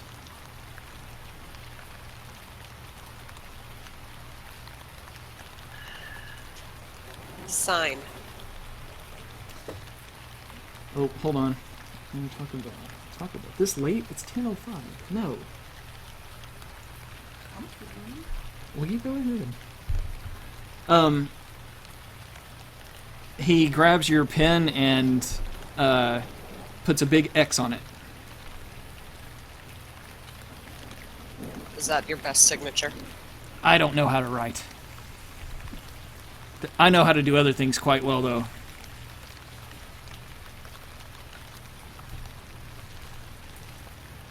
better not make me regret this. I think you're going to regret it. Okay, so he takes you to the eastern part of town, where you guys came in, and back to the stockyards, where you saw that that wagon, Rictavio's Carnival of Wonders. And there is an empty stall there that looks private enough for what he wants to do. Are you sure you want to go through with it? It saved Jeeves' life. Okay, well, I'm not going to go into any kind of descriptions on Yeah, that, but we let's will not. assume... things Rolodex happen. check! Rolodex check! Shut up, Logan. Yeah, roll a performance. No. What? Constitution. Acrobatics? Acrobatics check. Seriously? I don't think we have to do this for this to work. I mean, We don't have to, but it's fun! Athletics? Like, what is this check even involving? Survival? Oh, Well, no. I think that would be if you were trying to marathon it. I'm really not getting you to roll a check. That's just not my style. But, anyways. Okay, so Elias, it is finally your turn. okay, well, I don't know exactly what's going on, but I'm going in the direction of where I should be going, and that's kind of where they are. Do I see anything happening? Roll a wisdom check. Alright. This one should be pretty easy. You'd really have to screw this one up to not find your way back to the mansion. Well, I was like thinking I might see those two as well. No. You came in from the southern end of the stocks, and they were... Well, actually, let me think about it for a second. Because they went to the stocks... The stockyard, not the stocks.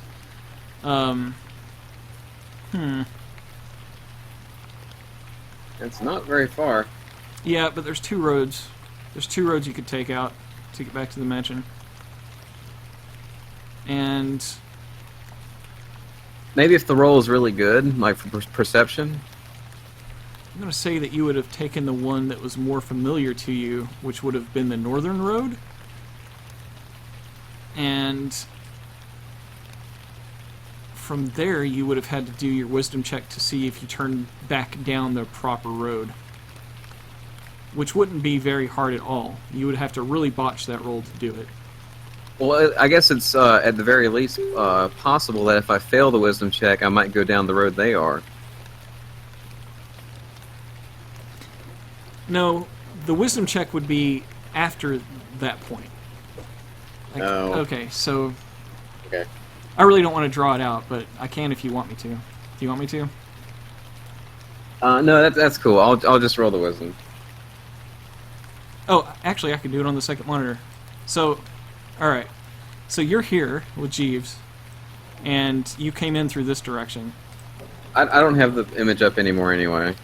But Alexandra, she came out of the mansion and would have taken the shortest route to the stockyards and the stocks to the south. So it would have been just the chances of you guys seeing each other are pretty slim, considering your urgency to get back to the mansion and their talk meeting partway through, going two different directions. Regardless, anyways, Okay. let's see what the check end up with. Get back on this monitor. Alright, a 10.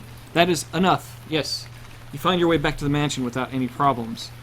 The guard in the front looks at you like he kind of wants an update on if he risked, punishment for a good cause.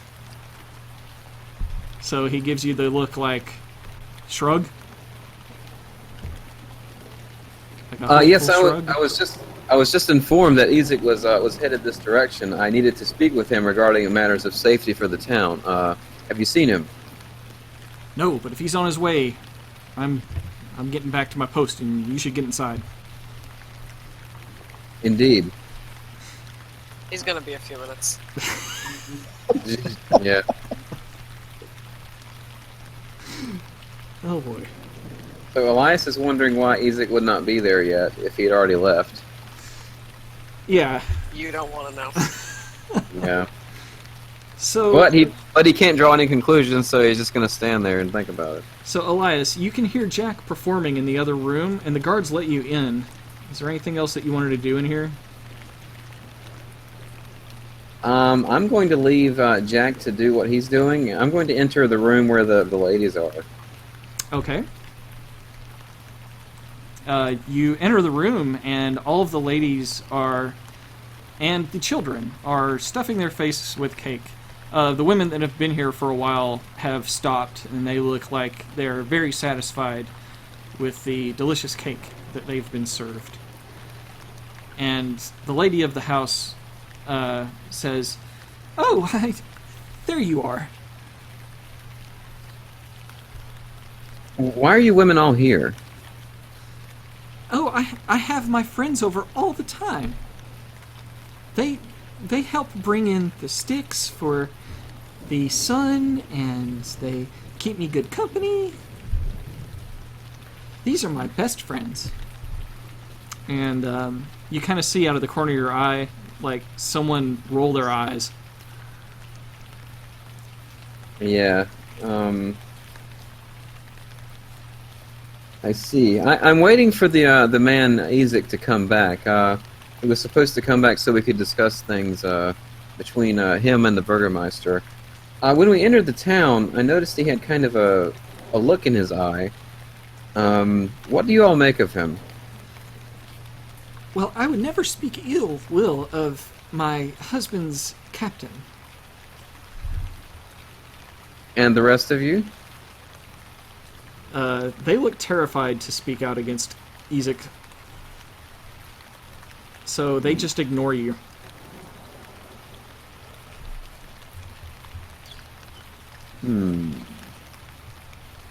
The way he looked at my female traveler as we entered the town gave me some amount of worry. Has he approached any of you in a similar way? And they all continue to ignore you.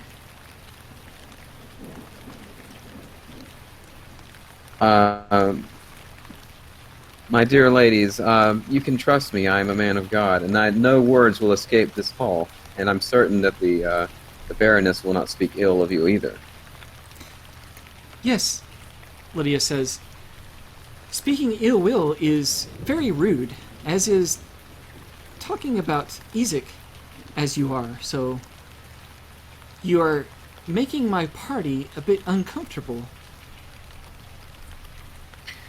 You all should get more used to the feelings of discomfort, because that is the real nature of this world as it is right now.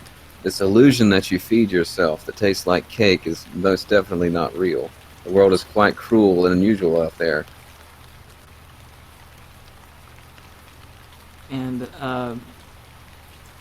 Lydia walks out of the room and into the room where Jack is performing and says, "Dear, your company is your company, not mine, so would you please tend to them?" And the look on his face, Jack can see that he is angry. You can tell that his wife has never really talked to him like this about a guest before. So... Elias, Jeeves, Alexandra, get in here! Nope. I don't know which one it is. It could be any of you. Okay, I hear that, Ain't right? gonna be me. All right. As you enter, the lady of the house gives you a polite nod and continues back to her party. Elias, were you telling these nice white people the truth again? Your truth? You know me well, my friend. What are you doing, jumping around and doing cartwheels? I am doing serious work in here while you're in there ruining people's good time and other works of God. This is my job, sir. Where is Alexandra? I know not where she is. I wondered what she was doing myself. I am entertaining our host, as is proper of my station. as is Alexandra. Wow. I'm in the middle of Nunya. Nunya business.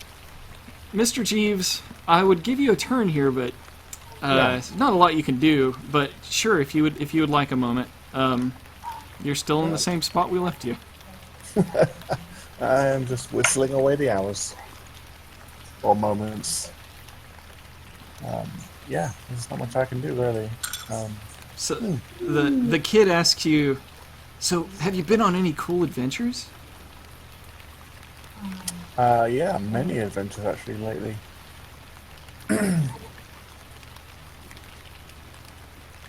Like what? The conversation went. Well, I'm not gonna say. I'm not gonna say anything until you tell the guard what you heard. You're boring.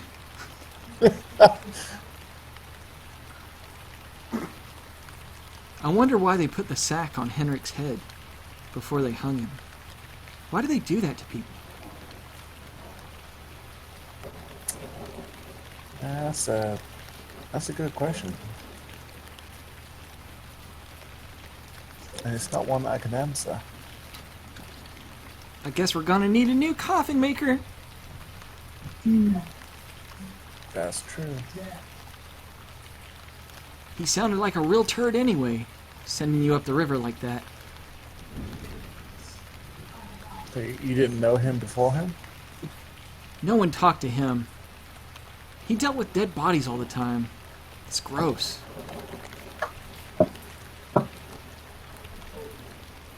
Yeah, that's kind of what they do for a living.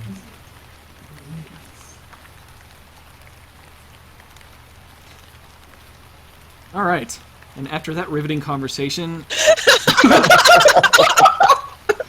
we will get back to Alexandra finishing up her business, and Izek looks completely vulnerable at this moment.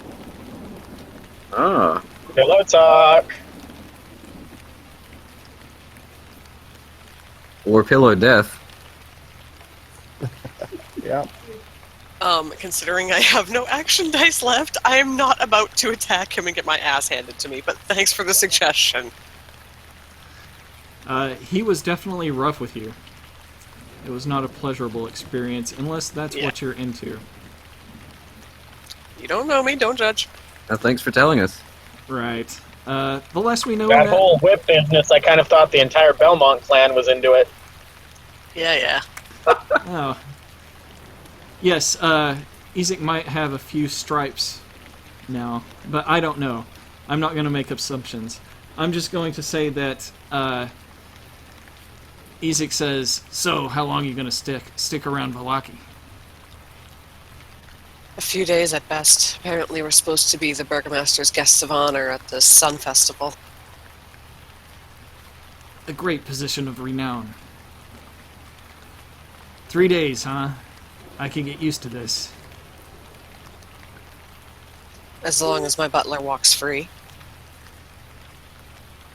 Oh, so if he goes free, you and I... For as long as I'm staying in town. Well then, I suppose we should get back to the mansion. Indeed.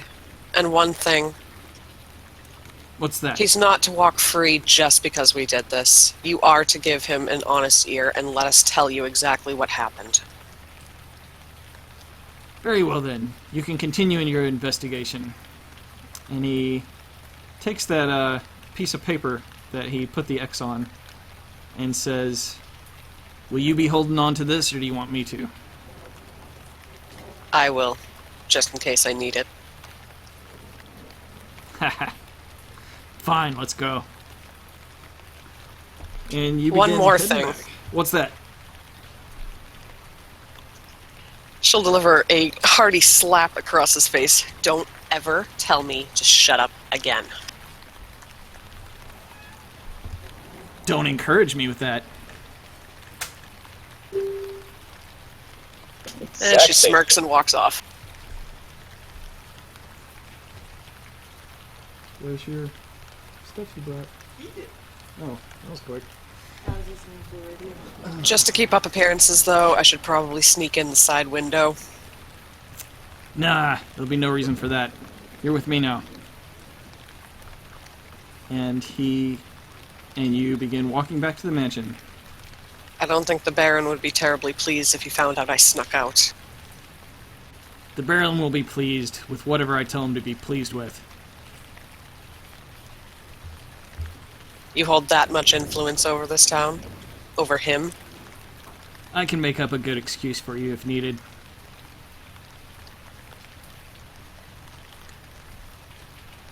I see. Very well then, through the front door it is. Alright, so everyone is reunited, minus your butler, at the mansion. We will skip So they walk forward. in together? Yes, they walk in together. Is there actually reason to make an insight check? No? You know Alexandra well enough to know if, like, she would either be awkward or... It depends on how much she wants to keep this to herself, I guess. I'll let you completely roleplay that on your own, Alexandra. She's not awkward. Okay. She did what she had to save her butler's life. Alright, and I'm gonna assume you kept that private unless, you know, the agreement's broken. So... Alright, so none's the wiser. They come in together, and they came in at the same time. So... I'm still giving Elias a good tongue lashing. That, just because a guy and a girl walk in together doesn't mean they had sex, guys. Don't make assumptions. I wasn't. Oh, there you are, Alexandra. Do you know what our friend here did? He was telling these nice white ladies his truth again. I didn't say that. Well, I did, though. Yeah, you did. Alexandra just rolls her eyes and moves past Elias without another word. Bad man of God, bad! She's still Now mad hang at your him, by head the and way. look abashed. She's still mad at him. Izek, what news do you bring me? What have you decided to do with their friend? And he says, well, I think we need to know a little bit more about what happened from the church's end of things. And the man convinced me that it was at least worth letting his friends try to prove his innocence and find out who really stole the bones. So they are free to investigate the church and report back to me. Until they do, he's free to live out the few remaining days of his life in the stocks, or end his life by the noose, depending on what they tell me.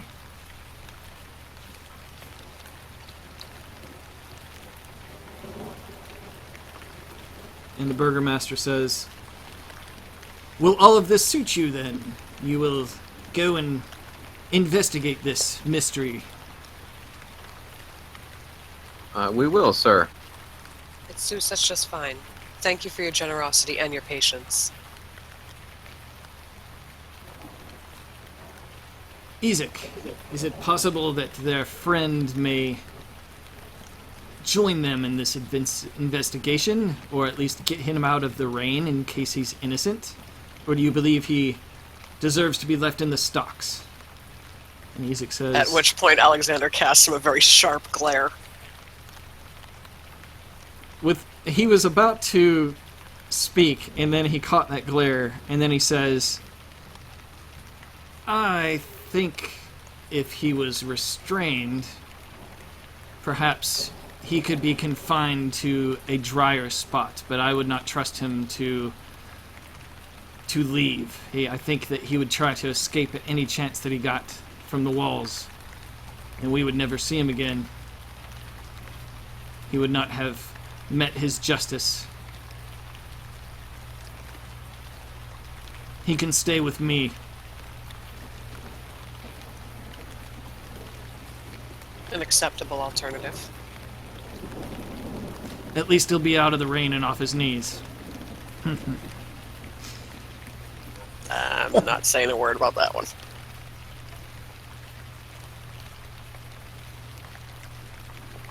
Well then, I'm sure Izek will take fine care of your friend. Izek lives here with us, so you may all be off and have this coin. He gives you 10 gold. He gives it to Jack. He says, use this to buy whatever you need at an inn and have a good place to sleep. Give him a very deep and elaborate bow, the most elaborate that they've ever seen me give. Alright.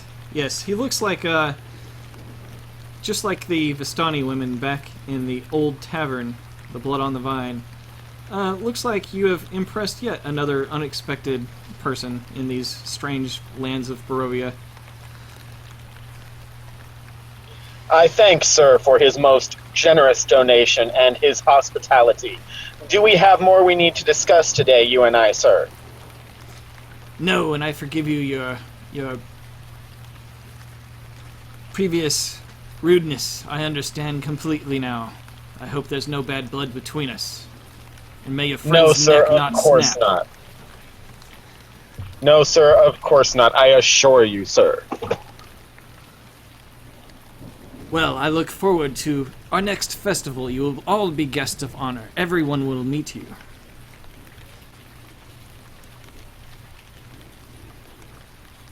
If you need anything of me, let me know and I'll see what I can do to accommodate you. And if there's nothing else, you may be off. Thank you for coming to meet us. I have but one more thing, sir, in this moment. Shall we meet again to discuss what we had discussed earlier, or should I just look for myself? After your friend's business is concluded, we will discuss this further. There's somewhere I want you to go here in town, but it can wait. Excellent, sir. I shall find our own accommodations then. Thank you very much. Actually, everyone leave. I wish to speak to him in private. Alexander goes to collect the children. Okay, everybody goes out of the room, and after the doors close, he says simply, I can discuss in detail later, but you should at least know who I'm keeping an eye on. It is the Watchers. That is their surname. They're an old family here in town, and I believe they want control eventually. So, whatever you can learn about the Watchers in your own time, fine, but there'll be more room for that when we can focus on that after the business with your friend is concluded. Very good, sir. Thank you so much. My pleasure, Jack. And he opens the door for you to leave. Walk out. Wink at Elias. Okay. So, where do you guys want to go after the mansion? Unless you had anything else that you wanted to do before you left.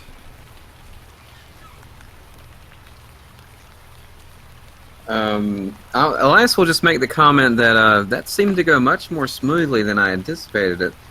I figured that man would surely kill Jeeves. Did something happen I'm not aware of?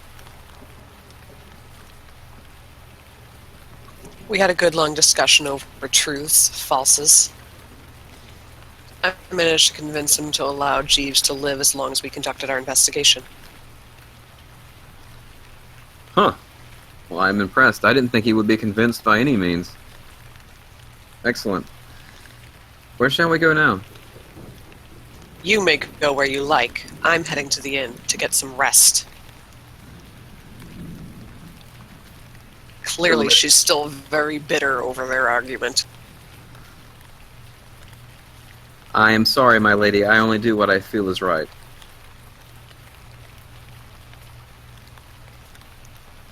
Any suggestions for the inn? I hoard myself out for this money. I'd rather make good use of it. Wow. Oh boy. Well, I did. Two of us. You did what now, Jack? I hoard myself out.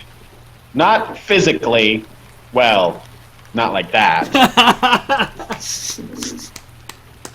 Well, of course not. None of us would do such a thing.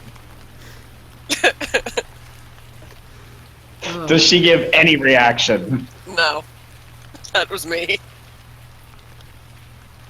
Wow. Double checking. Anyway, no, I got a job. And That- so did Izek. Okay, well, I did see. Wow. I did see the inn of the Blue Waters on the way here. Perhaps we could stay there. That was my thought.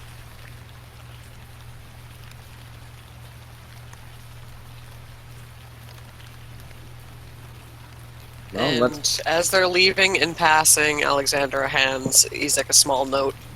She stuffs it into his hand so nobody else can see. Alright. You can Discord that to me if you'd like, or Yep. handle it some other time. Did you have fun, children? Did you enjoy eating the cake? Oh yeah, that was awesome, Air says. Man, it's so nice to not to be trapped by those witches anymore. Isn't that right, Myrtle? And Myrtle gives a squeak little, yes, thank you. She's a very little girl. I know Myrtle's probably like really tired after their journey, so would she allow Alexandra to pick her up and carry her? Yeah, she absolutely would. All She's been pretty shy up to this point, kind of sticking to the boy. But after the cake and traveling with you a little bit, she could tell that Yeah, she's you're probably the good exhausted. guys. You're the guys that fight vampires and kill witches. So she'll let you hold her. And when you pick her up, it's not but a few steps before you can hear her sleeping. Aw, You might get a little drool on you. it's drool. And wouldn't be the first time. Yeah.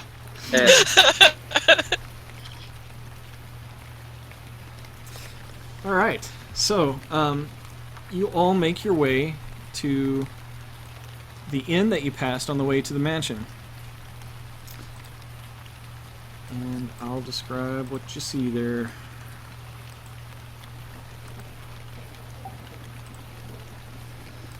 Alright, gray smoke issues from the chimney of this large two-story wooden building with a stone foundation and a sagging tile roof upon which several ravens have perched. A painted wooden sign hanging above the main entrance depicts a blue waterfall.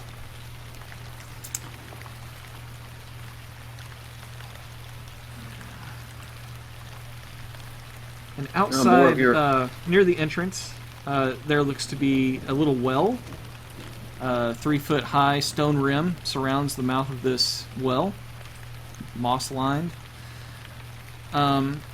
Looks like that might be where they draw their fresh water.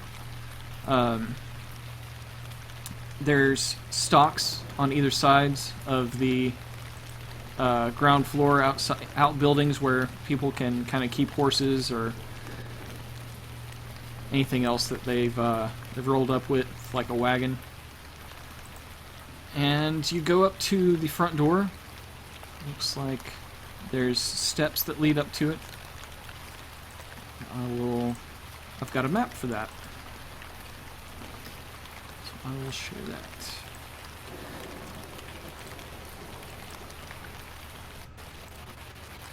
Alright, and Mr. Jeeves. Eventually, Izek comes back for you. Unexpectedly, you thought that you'd spend the night here. And do I need to read that letter now, Alexandra, or is that going to be later? 1 second.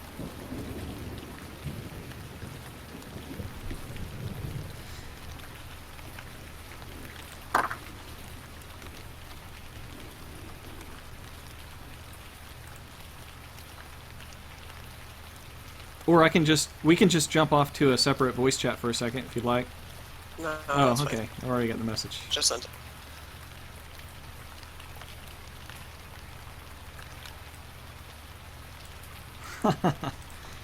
Okay, I've got it. And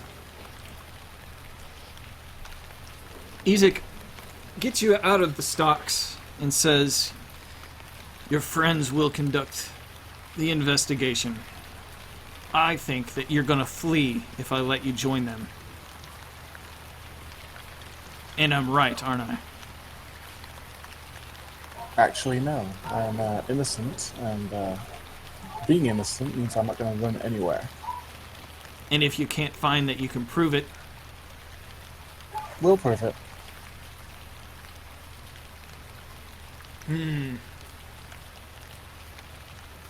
convince me. No, we haven't come across a mystery that we haven't solved yet. You have very persuasive friends. Yeah, that I do. These are no ordinary shackles. This is cold iron. It doesn't break easily. And these locks are some of the most finely crafted locks that we can produce here in this town. I seriously doubt you can get these off. And with that, he takes you to the Blue Water Inn, where you see your friends just about to enter. It looks like they're arriving at just about the same time. And he says to Alexandra, look, I will let you keep this one with you. He promises to stay in town. My guards will be on the watch if any of you try to leave before this is resolved. I will keep him shackled, and only I have the keys. But he doesn't have to stay with me. And with that, It's a very interesting change of pace, but thank you. Yeah. Wasn't expecting it.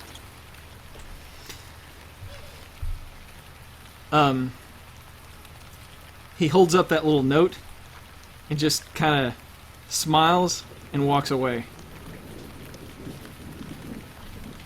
That's very curious. I never thought that guy would be so cooperative. Yep, and with that, the party is finally reunited. Hey. Yay! Jeeves. Welcome back, my friend. Poor Jeeves.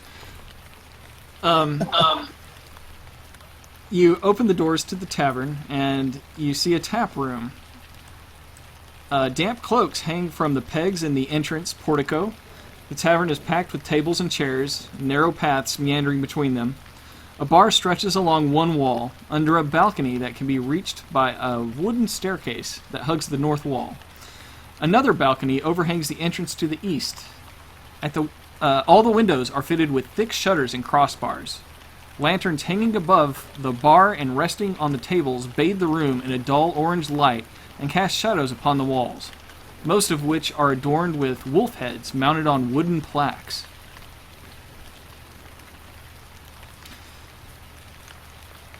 And a waitress, what seems to be a waitress, she comes up and greets you and says, "Ah, new visitors in town. Very nice to see you.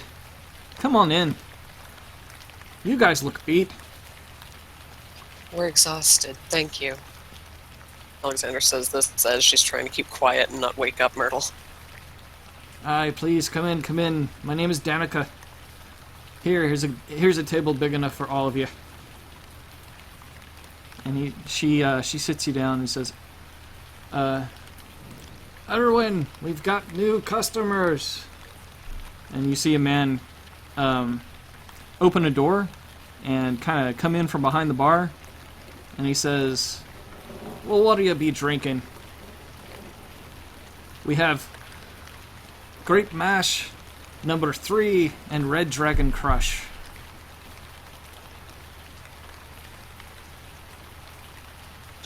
If it's all the same, I'll just take a warm milk and a good night's rest. Red Dragon Crush.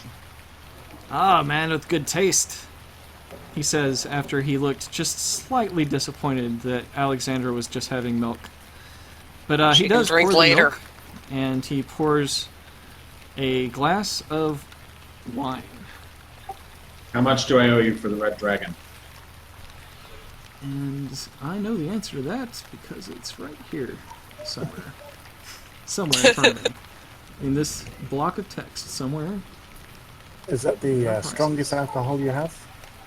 Yes, the Red Dragon Crush is the finest wine we have.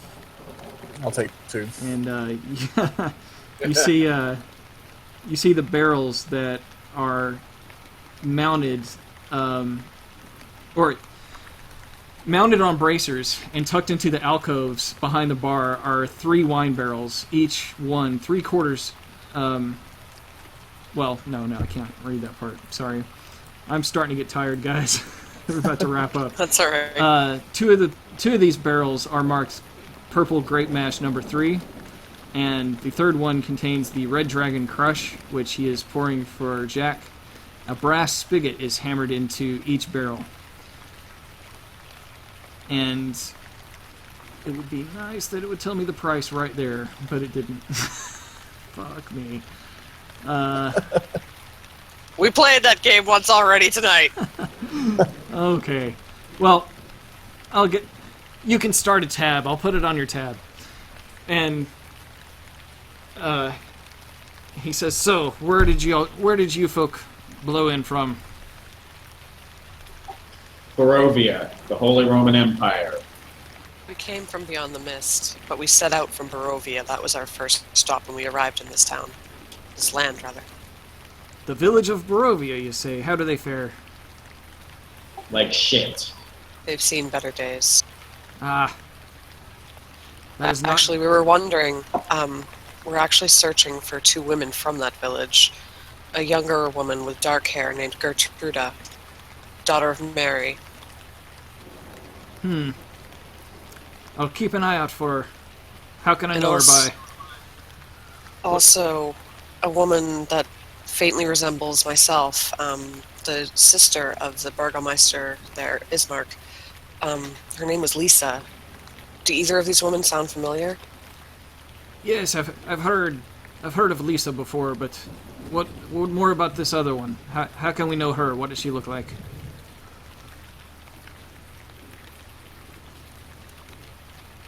I'm afraid we didn't get too much information on her. Her mother was very distraught when describing her. Just that she was a lively girl with dark hair.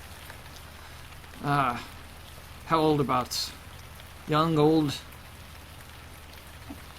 Younger than myself. Pretty lass?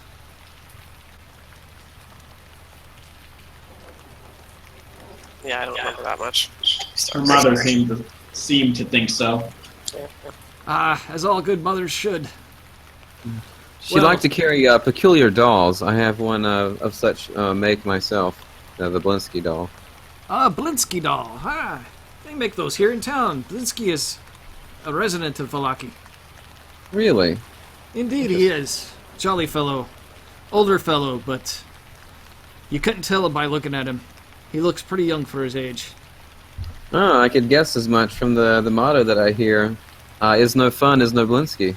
Is no fun, is no Blinsky. And the 2 little children run down from the upper stairs, and they said, look at our Blinsky toys. And he holds up this wood-carved werewolf, and his arms are made in a way where they kind of plug in on pegs and kind of move up and down. They can slash with the little werewolf claws. An action figure, basically. Yes, and you see on the he points out with pride on the bottom of it is engraved "Is no fun, is no Blinsky." And he goes rawr rawr, and he's like making the little werewolf doll kind of scratch at you. And you say, the bartender says, "Brom and Bray, leave these folks alone." And they giggle, and the kids run back upstairs. Looks like they're bursting full of energy. Yes, those are cool toys. Yes, we are looking for those 2 women, and we thank you for your assistance. But most of all, we are just deathly tired from our travels, as well as these 2 young ones we carry with us. So we will not trouble you much longer this day, as it's been quite an ordeal today, I can assure you.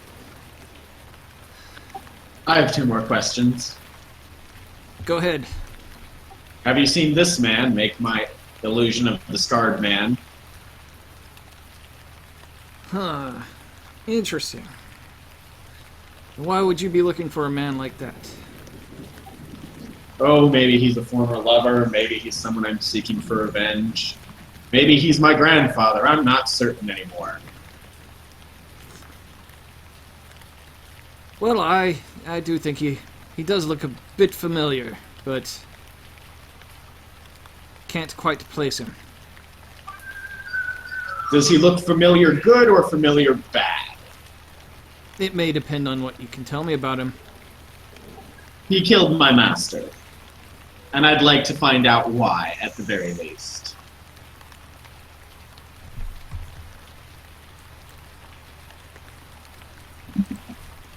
You hadn't even been drinking that much, and you can already speak true. I can tell. Yes, that second question was, what do you have that's stronger? I have some unpleasant memories of the day I'd like to forget. The Red Dragon Crush is the best I can offer. I hope it's enough. I really do.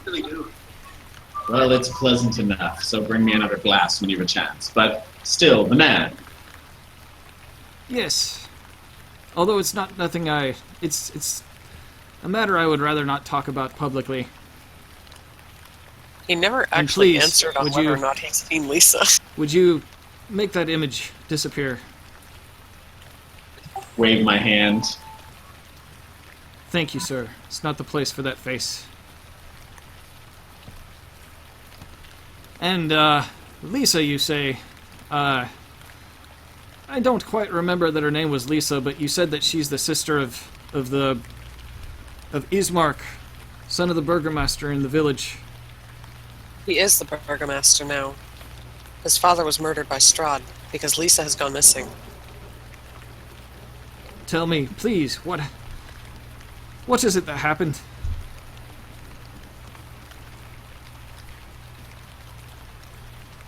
Apparently Strahd laid claim to her, and she'd gone missing, so she was upset. He came to the house and murdered Ismark's father. We didn't get to witness the act firsthand, but we arrived just as he was leaving. Damn.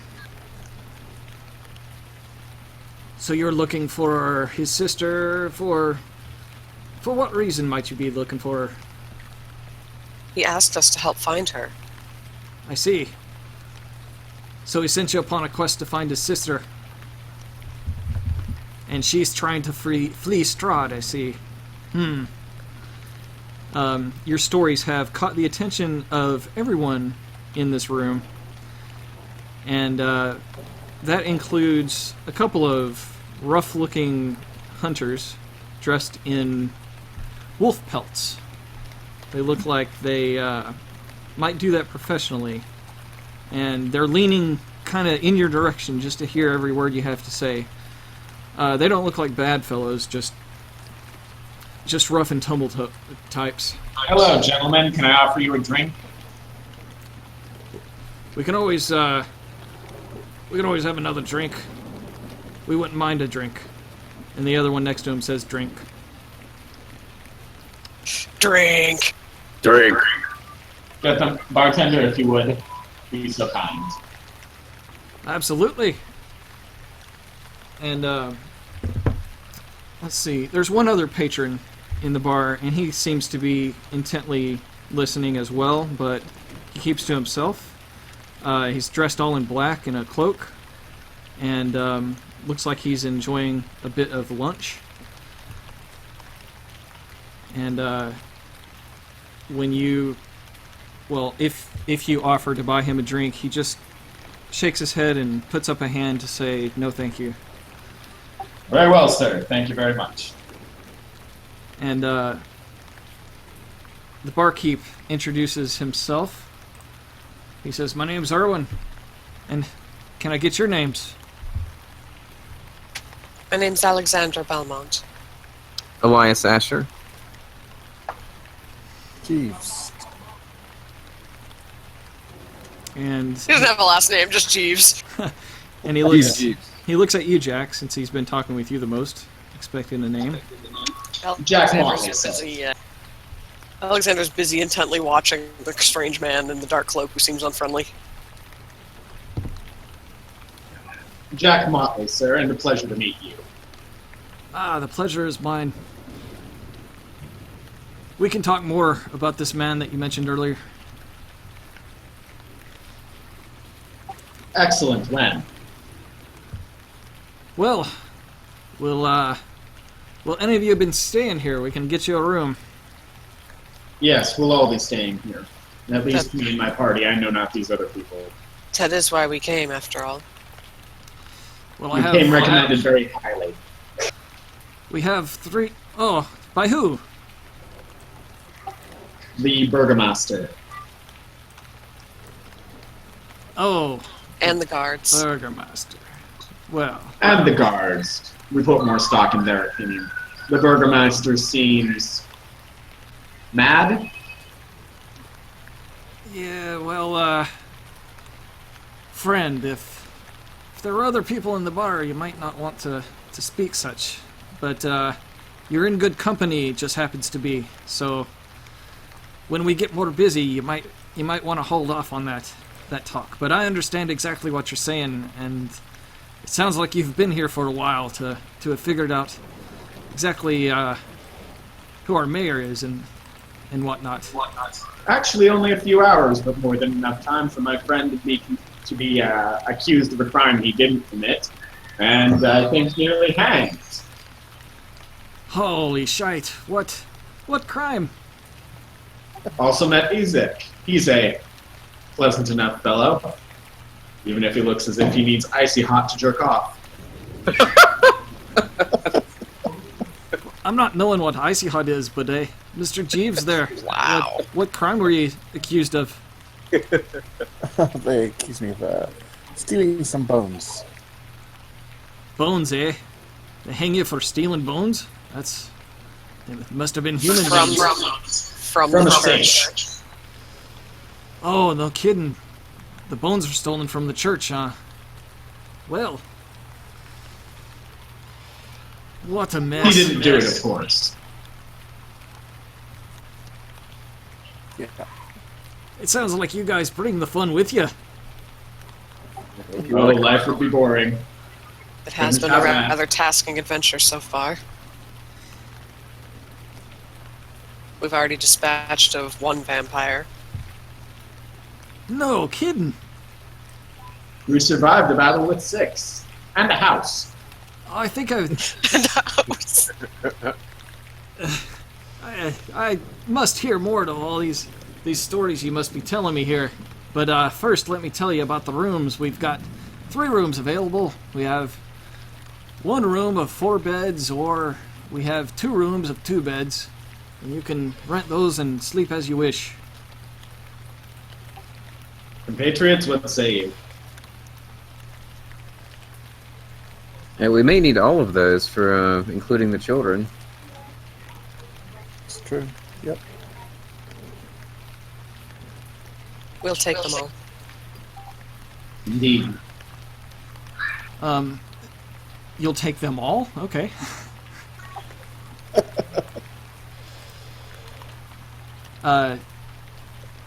Alexandra, roll an insight check.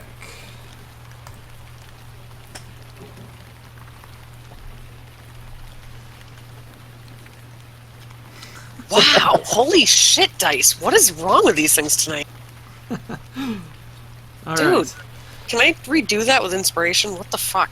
You can use inspiration to make another roll. Yeah, that would be making it Thank as you. as advantage. Don't mark advantage, because that would make you roll it 3 times. Just roll it again normally. Okay. That would be pulling a mark if you had done that. Fail. No, actually, it's enough. All Okay. I wanted to do was remind you that you were given a certain token to show trustworthiness at this very establishment by your Yep. old friend, the Raven, Malthus. At which point she pulls the feather out of her bag. Okay, so Alexandra produces an extra long raven feather. And what would you like to do with it? Show it to the barkeep. Sir, I was told by a friend that I would he find stops haven you. here. He winks and holds his finger to his lips. And takes the feather from you and puts it underneath the bar. Say no more, lass. I know what this means. I was not expecting any special company today, but here we are. We have much to discuss. And Do we now? you see a man on the second story come out of one of the rooms, and he has tinted glasses. They look kind of like what today we would know as shades. He's carrying a cane, and he's dressed very differently than anyone you've seen in Barovia so far. And he kind of peers down at the party and tilts his head in curiosity. And that's where we'll wrap up for the night. Because it is about 11 o'clock here. Ominous. All right. What a night, huh? Yeah, what a night. Wow. I almost died again. Between bad decisions and bad rolls, I don't know what was going to doom us worse. I maintain my decision wasn't bad. It was good. The dice were bad. Yeah, somehow we made it through it. Yeah. For now. Jeeves lived. Yay. For now. Now, yep. I wasn't sure about that one for a while. I know, same here. I thought I was a goner. Yep. Jeeves now owes Alexander his life 1,000 times over. Well, just for the record, Jeeves had rolled that on his own. So, Doesn't hurt to double check though and make sure. yeah, Jeeves had it doubled covered, but I don't know if he owes you his... Yep. his Triple life. covered. Jack's Oh convinced. yes, he does. Huh. Yeah. I don't know, man. Like, if I was walking on the street with somebody and they jumped out in front of a car and sacrificed themselves for me and got hit by the car, when I, like, was clearly not gonna get hit by the car on my own 2 feet here, Jack I didn't know wouldn't, that. I wouldn't say that they sacrificed their life to save my own. Like, they didn't push me out of the way. They just kind of took that car anyway. But hey, it definitely has allowed Jeeves to come back to the party. There is no doubt about that. So it's not for nothing. It's definitely improved the situation.